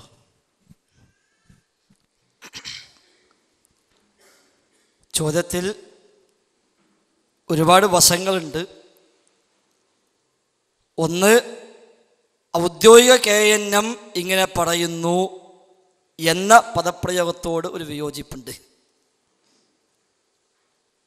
KNM എന്നുള്ളത് ഒരു വലിയ പ്രസ്ഥാനമാണ്. അതിന് അതിൻ്റേതായ ഒരുപാട് ചാനലുകളും റൂട്ടുകളും എല്ലാം ഉണ്ട്. അതുകൊണ്ട് തന്നെ ഔദ്യോഗികമായി KNM ഒരു കാര്യം പറയുമ്പോൾ അതിൽ പാലിക്കപ്പെടുന്ന ധാരാളം മാനദണ്ഡങ്ങളുണ്ട്. എന്നാൽ ഈ വിവാദങ്ങളിൽ പലപ്പോഴും തീരുമാനങ്ങളായി വരുന്ന പല കാര്യങ്ങളും ആ മാനദണ്ഡങ്ങൾ പാലിക്കപ്പെടാതെയാണ് വന്നുകൊണ്ടിരിക്കുന്നത് എന്നത് പറയാതിരിക്കാൻ നിവൃത്തിയില്ല. പ്രത്യേകമായ ചില സാഹചര്യങ്ങൾ ഉപയോഗപ്പെടുത്തി മുതിർന്ന നമ്മുടെ പല നേതാക്കളുടെയും അനാരോഗ്യവും അവരുടെ വിശ്രമ ജീവിതവുമൊക്കെ ഉപയോഗപ്പെടുത്തി അല്ലെങ്കിൽ ദുരുപയോഗം ചെയ്ത് ലെറ്റർ പേഡും സീലും കൈവശമുള്ളതിനാൽ അതിൽ എന്ത് എഴുതി അയച്ചാലും അതെല്ലാം KNMന്റെ പേരിൽ പ്രചരിപ്പിക്കപ്പെടുമെന്ന സാഹചര്യമാണ് ഇന്ന് ചില ആളുകൾ ഉണ്ടാക്കിയെടുത്തത്. അതിൻ്റെ ഭാഗം തന്നെയാണ് സൂചിപ്പിക്കപ്പെട്ടതുപോലെ ഏത് തരത്തിലുള്ള ചോദ്യങ്ങളും ശിർക്ക് തന്നെ എന്ന ഇത്രയും കാലം പ്രമാണങ്ങൾ അടിസ്ഥാനമാക്കി മുജാഹിദ് പ്രസ്ഥാനം പ്രബോധനം ചെയ്ത ആദർശങ്ങൾക്ക് വിരുദ്ധമായി ചിലരെങ്കിലും പറയാൻ മുന്നോട്ട് വന്നത്. അല്ലാഹു അല്ലാത്തവരെ വിളിച്ചു പ്രാർത്ഥിക്കുന്ന നമ്മുടെ നാട്ടിലെ സമസ്തക്കാർ ഞങ്ങൾ പ്രാർത്ഥിക്കുന്നില്ല, സഹായം തേടുന്നേയുള്ളൂ എന്ന ന്യായം പറഞ്ഞപ്പോൾ ഞാൻ നേരത്തെ സൂചിപ്പിച്ചതുപോലെ ആ സഹായത്തേടം തന്നെയാണ് പ്രാർത്ഥന എന്ന് ബോധ്യപ്പെടുത്താനായി നാം ഒരു വിളി എപ്പോൾ പ്രാർത്ഥനയാകും, എപ്പോൾ പ്രാർത്ഥന ആവില്ല എന്നതിന് പ്രാമാണികമായ മാനദണ്ഡം വെച്ചുകൊണ്ട് വിശദീകരിച്ചു കൊടുത്തത് ഗൈബിയായ വഴിയിൽ, മറഞ്ഞ വഴിയിൽ, അല്ലെങ്കിൽ അദൃശ്യ വഴിയിൽ, അതുമല്ലെങ്കിൽ അഭൗതികമായ വഴിയിൽ, ഒന്നുകൂടെ പറഞ്ഞാൽ കാര്യകാരണ ബന്ധങ്ങൾക്ക് അതീതമായ വഴിയിൽ ആണോ ഒരു തേട്ടം എങ്കിൽ ആ തേട്ടം ദുആ തന്നെ, ആ തേട്ടം പ്രാർത്ഥന തന്നെ. അത് റബ്ബിനോടേ ആകാവൂ. റബ്ബല്ലാത്തവരോട് അത്തരം തേട്ടങ്ങൾ നിർവഹിക്കാൻ പ്രമാണം അംഗീകരിച്ചിട്ടില്ല. ഖുർആനിൽ തെളിവില്ല, ഹദീസിൽ തെളിവില്ല. മാത്രവുമല്ല, ലാത്ത ഉസ്സ മനാത്ത് പോലുള്ള മഹാന്മാരെ ആരാധ്യന്മാരായി സങ്കല്പിച്ച് വിഗ്രഹമുണ്ടാക്കിയും അല്ലാതെയുമൊക്കെ പൂജിച്ച മക്കയിലെ മുശ്രിക്കുകൾ അവർ കാര്യകാരണ ബന്ധങ്ങൾക്കതീതമായി അത്തരം തങ്ങളുടെ ദൈവങ്ങളായ ഇലാഹുകളായവരോട് നിർവഹിച്ച ചോദ്യങ്ങളെ ദുആ എന്ന ഖുർആൻ പരിചയപ്പെടുത്തിയിട്ടുണ്ട് എന്ന് നാം പറഞ്ഞു കൊടുത്തു മുസ്ലിം ഉമ്മത്തിൽ. അവിടെ കാര്യകാരണ ബന്ധങ്ങൾക്ക് അതീതമായതിനെയാണ് ദുആ എന്ന് നാം പരിചയപ്പെടുത്തിയത്. നമ്മുടെ കൂട്ടത്തിൽ നിന്ന് നേരത്തെ ഞാൻ സൂചിപ്പിച്ച മടൂർ വിഭാഗം ആളുകൾ 10 കൊല്ലം മുമ്പ് മാറിപ്പോകുമ്പോൾ അതിൽപ്പെട്ട എടവണ്ണ അബ്ദുസ്സലാം സുല്ലമി അദ്ദേഹം പറഞ്ഞു, അഭൗതികമായി സഹായിക്കാൻ റബ്ബിനെ കഴിയൂ എന്ന അസുര പ്രകാരം സിഹിറോ കണ്ണേറോ ഉണ്ട് എന്ന് പറഞ്ഞാൽ, ജിന്നുബാധയുണ്ട് എന്ന് പറഞ്ഞാൽ അതോടുകൂടി നമ്മുടെ തൗഹീദ് പൊളിയും. കാരണം ജിന്നിൻ്റെ ഈ പ്രവർത്തനങ്ങൾ, ശൈത്താന്റെ ഈ ഉപദ്രവങ്ങൾ അതെല്ലാം അഭൗതികമാണല്ലോ, കാര്യകാരണ ബന്ധങ്ങൾക്ക് അതീതമാണല്ലോ. അപ്പോൾ അഭൗതികമായി ഉപദ്രവിക്കാനും അഭൗതികമായി സഹായിക്കാനും റബ്ബല്ലാത്തവർക്കും കഴിയുമെന്ന് നാം സമ്മതിക്കേണ്ടി വരില്ലേ? അതിനാൽ അതൊക്കെ ഇല്ലെന്ന് പറയണം. ആ ചാൻസ് ഉപയോഗപ്പെടുത്തിയിട്ട് അബ്ദുൽ ഹമീദ് ഫൈസി അമ്പലക്കടവ് ചന്ദ്രിക പത്രത്തിലും അതുപോലെ സത്യധാര വാരികയിലും മാറി മാറി ലേഖനം എഴുതി മുജാഹിദുകളുടെ തൗഹീദ് പൊളിഞ്ഞിരിക്കുന്നു. കാരണം അവർ ഇത്രയും കാലം പഠിപ്പിച്ചത് അഭൗതികമായി സഹായിക്കാൻ റബ്ബിനെ കഴിയൂ എന്നാണ്, അഭൗതികമായി ദോഷം വരുത്താൻ റബ്ബിനെ കഴിയൂ എന്നാണ്. എന്നാൽ മടബൂരുകളുമായുള്ള തർക്കത്തിൽ സിഹിറിന് യാഥാർത്ഥ്യമുണ്ട് എന്ന് KNM അംഗീകരിച്ചുവല്ലോ. അഥവാ ശൈത്താൻ സഹായിക്കുമെന്നല്ലേ, ശൈത്താൻ ഉപദ്രവിക്കുമെന്നല്ലേ അതിൻ്റെ അർത്ഥം? അപ്പോൾ അഭൗതികമായ ഗുണവും അഭൗതികമായ ദോഷവും പിശാചിൽ നിന്നും ഉണ്ടാകാമെന്ന് അവരും സമ്മതിച്ചില്ലേ? അതുകൊണ്ട് തൗഹീദ് പൊളിഞ്ഞില്ലേ എന്നാ. അന്ന് ഒറ്റക്കെട്ടായി നമ്മളെല്ലാം ഈ പറയപ്പെട്ട അബ്ദുസ്സലാം സുല്ലമിക്കും ഈ പറയപ്പെട്ട ഹമീദ് ഫൈസിക്കും അടക്കം എല്ലാവർക്കും ഒരേ സ്വരത്തിൽ നാം നൽകിയ മറുപടി, ശൈത്താന്റെ ആ ഉപദ്രവമോ ശൈത്താന്റെ ആ സഹായങ്ങളോ അത് അഭൗതികമല്ല, അത് കാര്യകാരണ ബന്ധങ്ങൾക്ക് അതീതമല്ല. കാരണം അവർക്ക് അല്ലാഹു നിശ്ചയിച്ച ഒരു സംവിധാനമുണ്ട്. ജിന്നുകൾക്കും പിശാചുക്കൾക്കുമെല്ലാം എന്നല്ല, ഏത് സൃഷ്ടികൾക്കും അല്ലാഹു തആല നിശ്ചയിച്ച ഒരു സംവിധാനമുണ്ട്, ഒരു കാര്യകാരണ ബന്ധമുണ്ട്, അവരുടേതായ ഒരു ഭൗതികതയുണ്ട്. ആ ഭൗതികതയിൽ നിന്നുകൊണ്ട്, ആ സംവിധാനത്തിൽ നിന്നുകൊണ്ട്, ആ കാര്യകാരണ ബന്ധത്തിൻ്റെ അടിസ്ഥാനത്തിൽ നിന്നുകൊണ്ട് ചെയ്യാൻ പറ്റുന്ന പണികളെ അവർ ചെയ്യുകയുള്ളൂ. അതിനപ്പുറം ചെയ്യാൻ അവർക്കുമാവില്ല, അതിനപ്പുറം ചെയ്യാൻ അവർക്കുമാകില്ല. ഒരു ജിന്നിനും കഴിയില്ല, ഒരു പിശാചിനും കഴിയില്ല. അതുകൊണ്ട് സിഹിർ മുഖേന സാഹിർ ശൈത്വാൻ ഉപയോഗപ്പെടുത്തി ഒരാൾക്ക് പ്രയാസം വരുത്തി വെക്കുന്നുവെങ്കിൽ ആ പ്രയാസം കാര്യകാരണ ബന്ധങ്ങൾക്ക് അതീതമല്ല, അത് അഭൗതികമല്ല, അത് പിശാചിന്റെ കഴിവിൽപ്പെട്ട അവന്റെ കാര്യകാരണ ബന്ധത്തിൽപ്പെട്ട ഒരു പണി മാത്രമെന്നേയുള്ളൂ. അവിടെയാണ് പിശാചിന്റെയും ജിന്നുകളുടെയും രീതികൾ, പ്രവർത്തനങ്ങൾ, കഴിവുകൾ, അവർക്ക് അന്ന് നിശ്ചയിച്ച രീതികൾ എന്തെല്ലാമാണ് എന്ന ചർച്ച വന്നത്. ഒരേ സ്വലത്ത് നമ്മളിത് പറഞ്ഞു. കാരണം ജിന്നുള്ള ഏതൊരു ചോദ്യവും ശിർക്കാണെന്ന് പറഞ്ഞാൽ അതിനർത്ഥം എന്താ? ഏത് ചോദ്യവും പ്രാർത്ഥനയാണ് എന്നാണല്ലോ. അഥവാ ഏത് ചോദ്യവും അഭൗതികമാണ്, കാര്യകാരണ ബന്ധങ്ങൾക്ക് അതീതമാണ് എന്നാണല്ലോ അതിനർത്ഥം. അങ്ങനെയാണെങ്കിൽ ആ ജിന്ന് ഉപദ്രവിക്കുമെന്ന് വിശ്വസിച്ചാലോ ആ ഉപദ്രവവും അഭൗതികമാണെന്ന് വിശ്വസിക്കണം, ആ ഉപദ്രവവും കാര്യകാരണ ബന്ധങ്ങൾക്ക് അതീതമാണെന്ന് വിശ്വസിക്കണം. അതേപോലെ ജിന്നുകളോ പിശാചുക്കളോ നമ്മെ കാണാമെന്ന് ഒരാൾ വിശ്വസിച്ചാൽ അതും ശിർക്കാവണം. കാരണം ആ കാഴ്ചയും മറഞ്ഞ വഴിക്കുള്ള കാഴ്ചയാണെന്ന് പറയേണ്ടി വരും. മറഞ്ഞ വഴിക്കുള്ള കാഴ്ച അല്ലാഹ്ക്ക് മാത്രം, അദൃശ്യമായ കാഴ്ച റബ്ബിന് മാത്രം, അദൃശ്യമായ കേൾവി റബ്ബിന് മാത്രം, അദൃശ്യമായ കഴിവുകൾ റബ്ബിന് മാത്രം. എന്നാൽ ഇവരും കാണുമെന്ന്, ഇവരും കേൾക്കുമെന്ന്, ഇവരും ഉപദ്രവിച്ചേക്കാമെന്ന്, ഇവരും സഹായിച്ചേക്കാമെന്ന് സാഹിറിന്റെ വിഷയത്തിലോ കാഹിന്റെ വിഷയത്തിലോ ഏത് വിഷയത്തിലോ ആകട്ടെ ഒരാൾ വിശ്വസിച്ചാൽ തന്നെ അത് ശിർക്ക് വരുമല്ലോ. അതുകൊണ്ടത് പറഞ്ഞുകൂടാ എന്ന് നമ്മൾ പറഞ്ഞത്. അവിടെയാണ് ഉഖ്റുജ് യാ അദുവല്ലാ എന്ന റുഖിയയുമായി ബന്ധപ്പെട്ട് അല്ലാഹുവിന്റെ റസൂലിൽ നിന്ന് മാതൃക വന്ന ആ ഒരു പദപ്രയോഗം, അല്ലാഹുവിന്റെ ശത്രു നീ പോ എന്ന് പറയുന്ന പറച്ചിൽ, അതും സ്വാഭാവികമായും ഒരു അഭിസംബോധനയാണല്ലോ, അത് സംസാരമാണല്ലോ, അത് അഭൗതികമാണോ എന്ന ചർച്ച വന്നപ്പോൾ ഇല്ല, അത് നബി തങ്ങൾ പഠിപ്പിച്ചു, നബി തങ്ങൾ പറഞ്ഞു നമുക്കതും പറയാമെന്ന് 2009 മാത്രമല്ല 2012 വരെ തർക്കമില്ലാതെ പറഞ്ഞു പോന്നു. ഇപ്പോൾ അത് പറയാൻ പറ്റുമോ ഇല്ലേ എന്ന ചോദ്യത്തിന് 2 തട്ടിലാണ് അത്തരക്കാരുള്ളത്.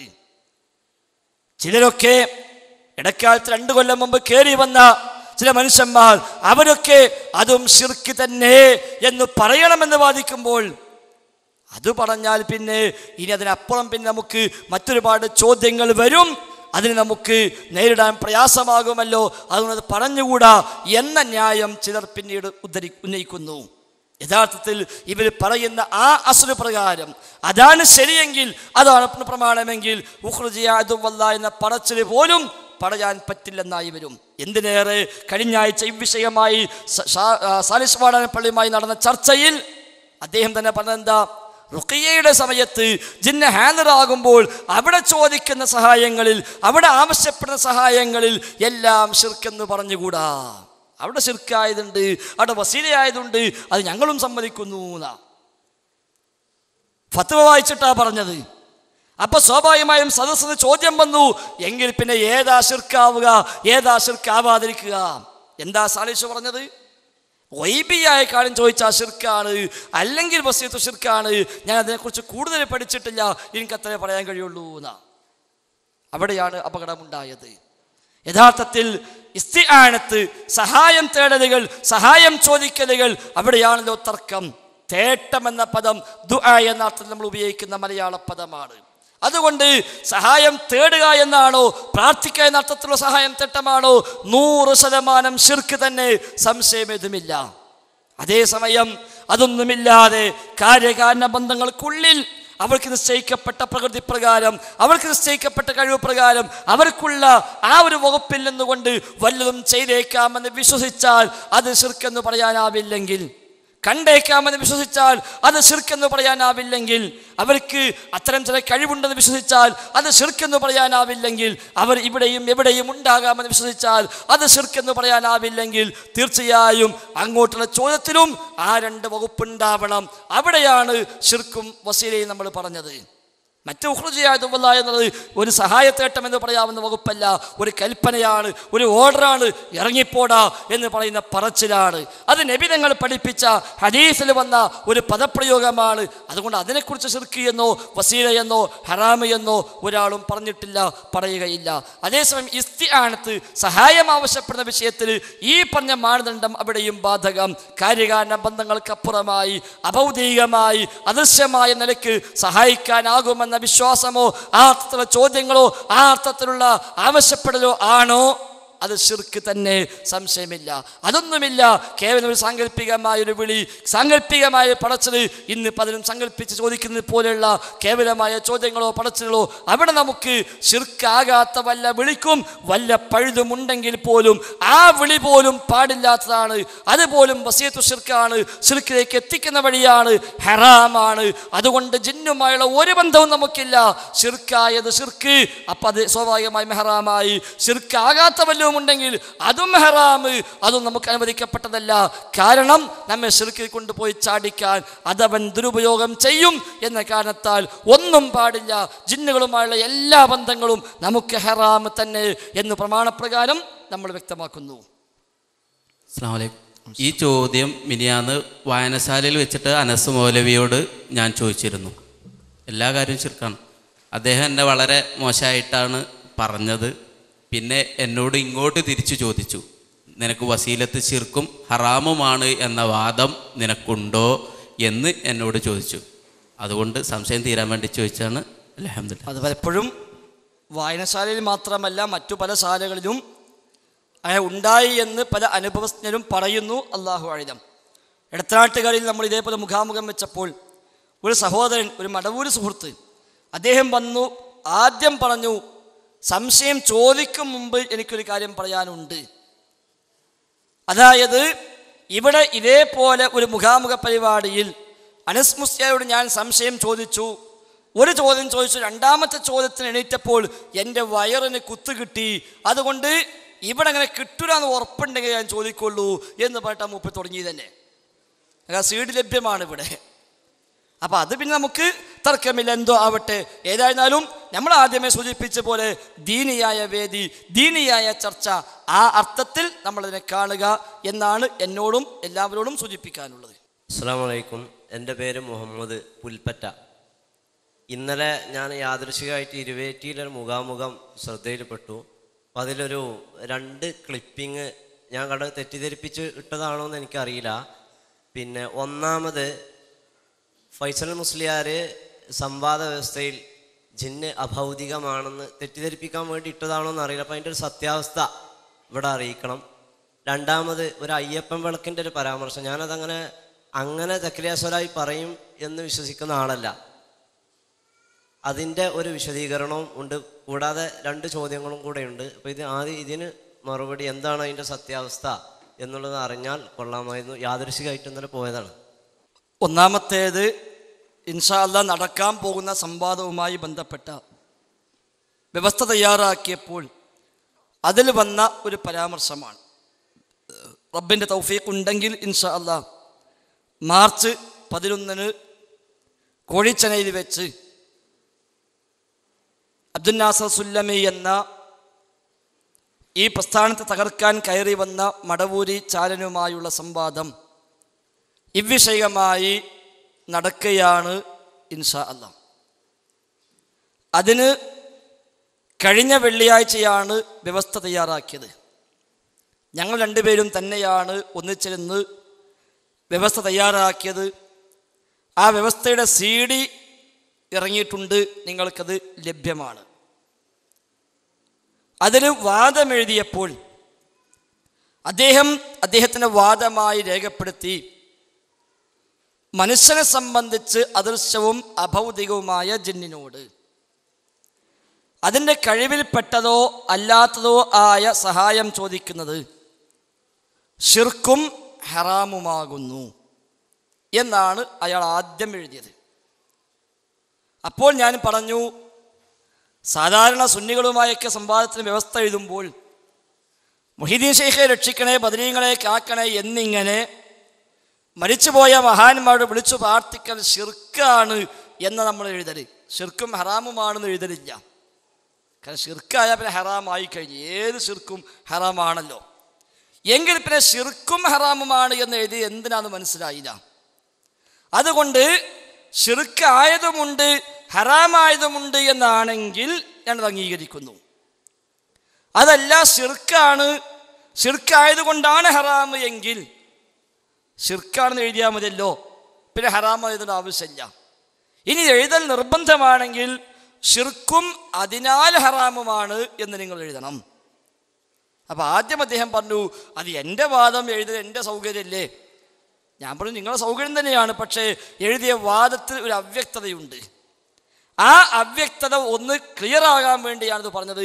ഒന്നുകിൽ ഷിർക്കും അതിനാൽ ഹറാമും എന്ന് എഴുതുക, അല്ല ഷിർക്കായതും ഹറാമായതുമുണ്ട് എന്ന അർത്ഥത്തിലാണ് ഷിർക്കും ഹറാമും എഴുതിയതെങ്കിൽ പിന്നെ സംവാദം ആവശ്യമില്ല, നമ്മൾ രണ്ടാളും പിന്നെ തർക്കമില്ല.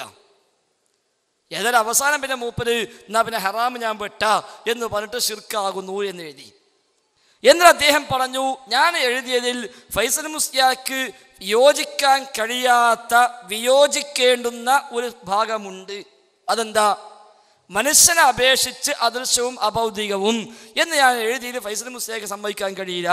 അദ്ദേഹത്തിൻ്റെ CD ഞാൻ കണ്ടിട്ടുണ്ട് എന്ന് മൂപ്പര് പറഞ്ഞു. അപ്പം ഞാൻ പറഞ്ഞു, നിങ്ങൾ ഈ കോലത്തിൽ CD കണ്ട സംഗതി ബുദ്ധിമുട്ടാണ്. അന്ന് ഞാൻ പറഞ്ഞു 4 CD ഈ വിഷയത്തിൽ ഇറങ്ങിയത്. ഒന്ന് ചത്ത പോത്തും യാ ഇബാദല്ലയും, മറ്റൊന്ന് പുഴയിൽ വീണ അക്കദാനികളും കരകയറ്റുന്ന സലഫികളും, മൂന്നാമത്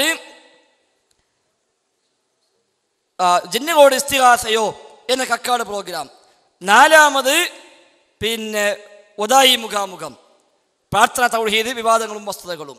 ഇതാണ് അന്നിറങ്ങിയ 4 CD. ഈ 4 CD ഞാൻ പറഞ്ഞിട്ടുണ്ട്, മനുഷ്യനെ അപേക്ഷിച്ച് അദൃശ്യമാണ്, ആ അർത്ഥത്തിൽ അഭൗതികം എന്ന് പറഞ്ഞാൽ കുഴപ്പമില്ല എന്ന് ആ സീഡിലൊക്കെ ഉണ്ട്. അതുകൊണ്ട് നിങ്ങൾ ആ സീഡി ഒന്നുകൂടി കാണണം എന്ന് പറഞ്ഞ് ആ പദത്തിൽ നമുക്ക് വിയോജിക്കേണ്ട കാര്യമില്ല എന്ന് വിശദീകരിച്ചു കൊടുത്തു. അതുകൊണ്ട് എൻ്റെ വാദം എഴുതിയപ്പോഴും ഞാൻ ആ പദം തന്നെ അംഗീകരിച്ചുകൊണ്ട് എഴുതി. മനുഷ്യനെ അപേക്ഷിച്ച് അദൃശ്യവും അഭൗതികവുമായ ജിന്നിനോട് മനുഷ്യൻ നിർവഹിക്കുന്ന സഹായം ആവശ്യപ്പെടുന്നവയിൽ ശിർക്കായതും ശിർക്കിലേക്ക് വഴിവെക്കുന്ന വസിയത്തു ശിർക്കായതും ഉണ്ട്. അതിനാൽ എല്ലാം ഹറാമാകുന്നു. ഇതാണ് എഴുതിയത്. സംഗതി മൂപ്പറിക്കാലത്ത് നടന്നാൽ പിന്നെ അതോടുകൂടി തൻ്റെ ചാര മുഖം മൂടി പൊളിയുന്നു മൂപ്പറിക്കറിയാം. അവിടെ തന്നെ പറഞ്ഞു പ്രമാണം എഴുതി ഖുർആനും സ്വഹീഹ ഹദീസും മൻഹജു സലഫ് പ്രകാരം നമുക്ക് പ്രത്യേകം എഴുതിയത്. അപ്പോൾ ഞാൻ പറഞ്ഞു ഏതായാലും അവിടെ നിന്ന് പോന്നപ്പോൾ മൻഹജു സലഫ് പഠിഞ്ഞൂലേ, ഇതിൻ്റെ പേരിലാണല്ലോ പോന്നത് എന്ന് പറയേണ്ടി വന്നു അവിടെ തന്നെ. അപ്പം അവിടെയാണ് ഈ പദപ്രയോഗം വന്നത്. ഇപ്പം നാട് നീളെ ഫൈസൽ മുസ്ലിയാർ സമ്മതിച്ചു അഭൗതികം എന്ന് സമ്മതിച്ചു എന്നാ. എന്നാൽ ഇപ്പം ഏതായാലും നമ്മൾക്ക് അടുത്ത ദിവസത്തെ പത്രത്തിലേക്ക് വായിക്കാം. 20 ആളെ ലിസ്റ്റിൽ നിന്ന് ഫൈസൽ മുസ്ലിയാരുടെ പേര് വെട്ടണം, മൂപ്പരെ പ്രസംഗിക്കാൻ വിളിച്ചോളൂ എന്ന് നമുക്ക് പ്രതീക്ഷിക്കാം. തർക്കം തീർന്നല്ലോ. അഭൗതികവും അദൃശ്യമെന്ന് ഫൈസൽ മുസ്ലിയാർ സമ്മതിച്ചെങ്കിൽ പിന്നെ കുഴപ്പമില്ലല്ലോ. അതല്ലേ ആകെയുള്ള പ്രശ്നം. തൗഹീദും ശിർക്കല്ലേ പ്രശ്നം, മറ്റുള്ളവർക്ക് സഹകരിക്കാലോ. അപ്പം ഇൻഷാ അല്ലാഹ് അടുത്ത ഭാവിയിൽ നമ്മൾ കാണും പേപ്പറിൽ ആ 20 ഇന്ന് മൂപ്പരെ പേര് വെട്ടണം. പക്ഷെ ഇനിയിപ്പോൾ വെട്ടിയിട്ട് കാര്യമില്ല, ഡേറ്റ് കൊടുത്തു കഴിഞ്ഞു കംപ്ലീറ്റ്. ഇനിയിപ്പോൾ വിളിക്കാൻ പറഞ്ഞാലും ഇപ്പോൾ അടുത്ത ഡേറ്റ് കൊടുക്കാൻ കഴിയൂല. അപ്പം ഏതായാലും അതിപ്പോൾ ഇങ്ങനെ വലിയ കാര്യമാക്കിയിട്ട് എനിക്ക് സംശയമുണ്ട് മൂപ്പര് മുങ്ങാൻ തീരുമാനിച്ചേക്കണോ അല്ലെങ്കിൽ മൂപ്പര് മുക്കാൻ തീരുമാനിച്ചേക്കണോ എന്ന്. അതിനുള്ള ഒരു പുറപ്പാട് അതാണ് ഇപ്പം ഇങ്ങനെ എല്ലാ സ്ഥലത്തും ഫൈസൽ മുസ്ലിയാർ സമ്മതിച്ചു നമുക്ക് നടക്കുക തന്നെ വേണം എന്നൊക്കെ നമുക്കറിയാം അത് പൊന്തിക്കുമ്പോൾ എന്തിനാന്നുള്ളത്. അപ്പം ഏതായാലും ഇത് ഇൻഷാ അല്ലാഹ് നടക്കണം. നമ്മൾ അങ്ങനെയാണ്ട് നടക്കാതെ പോയിക്കൂടാ. ഒന്ന് നടന്നാൽ ക്ഷീണമൊലിക്കുണ്ട്. ആലുശൈഖനെ അടക്കം തോട്ടിക്ക് വലിച്ചതിട്ട് ആലുശൈഖനെ മുസ്ലിയാരാക്കി ചിത്രീകരിച്ച് ആലുശൈഖനെ വിഡ്ഡി എന്ന് പറഞ്ഞ് എന്തിനേറെ സാലിസ് വാടനപ്പള്ളി പറയാ ആലുശൈഖിൻ്റെ ഫത്വ വായിച്ചപ്പോൾ തന്നെ ഞാൻ ആലോചിക്കുന്നുണ്ട് എന്തേ ഇപ്പം മൂപ്പര അങ്ങനെ ഫത്വ പറഞ്ഞു എന്ന്.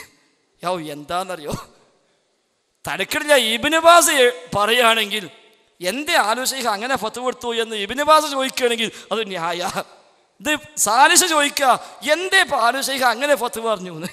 ഇപ്പം ആലോചിക്കാത്രേ മൂപ്പർ എന്താ അങ്ങനെ കൊടുത്തു എന്ന്. മൂപ്പർക്ക് എന്താ ഇയാൾക്കാണെങ്കിൽ തിരിഞ്ഞിട്ടില്ല, മൂപ്പർക്ക് ഈ ഇന്തൊന്നും തിരിഞ്ഞിട്ടില്ല, മൂപ്പർക്ക് സബബൊന്നും തിരിഞ്ഞിട്ടില്ല. എന്താ അയാൾ അങ്ങനെ ഫത്വ കൊടുത്തു എന്നാണ് ഈ അർത്ഥം. അപ്പം ഞാൻ പറഞ്ഞു നിങ്ങൾ തോട്ടിക്കറിഞ്ഞാൽ ഞാൻ ആലുശൈഖ് മാത്രമല്ല തോട് നിറയുന്നല്ലാതെ നിങ്ങൾക്ക് വേറെ നിവൃത്തി ഉണ്ടാവില്ല, കംപ്ലീറ്റ് എറിയേണ്ടി വരും. അപ്പം ആ സീഡി ഇറങ്ങണവരെ മുട്ടുമടക്കി ഇറട്ട് ഫേസ്ബുക്ക് വന്നാൽ കളിക്കുന്നു. ഇപ്പം പിന്നെ ഓരോ മുട്ടന്നെ കാണാനില്ല. ഞങ്ങൾ അന്നേ പറഞ്ഞു ഞങ്ങൾ പ്രതികരിക്കുന്നില്ല, സീഡി ഇറങ്ങട്ടെ നിങ്ങൾ അപ്പം കണ്ടോളി. ആരോ പറഞ്ഞു ഞങ്ങൾ ഒന്നിച്ച് ജമാഅത്തായി ഞാൻ ഇമാമെന്ന് മൂപ്പര് മമ്മുമായിട്ട് നിസ്കരിച്ചത്.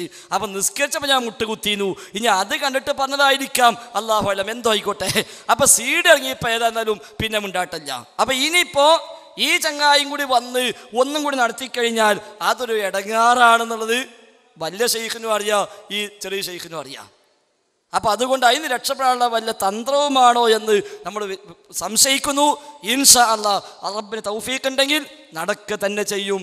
മാർച്ച് 11 തിങ്കളാഴ്ച രാവിലെ 10 മണി മുതൽ ബൈലക്സിൽ ലൈവായി ഇൻഷാ അല്ലാഹ് നമുക്ക് ആ ചർച്ചകൾ കേൾക്കാം. എല്ലാവരും ദുആ ചെയ്യുക, റബ്ബ് ഹക്കിനെ വിജയിപ്പിക്കട്ടെ, എന്നെ വിജയിപ്പിക്കേണ്ട ആവശ്യമില്ല, ഹക്കിനെ വിജയിപ്പിക്കട്ടെ എന്ന ദുആ നമ്മളൊക്കെ ആ വിഷയത്തിൽ പ്രത്യേകം ദുആ ചെയ്യുക.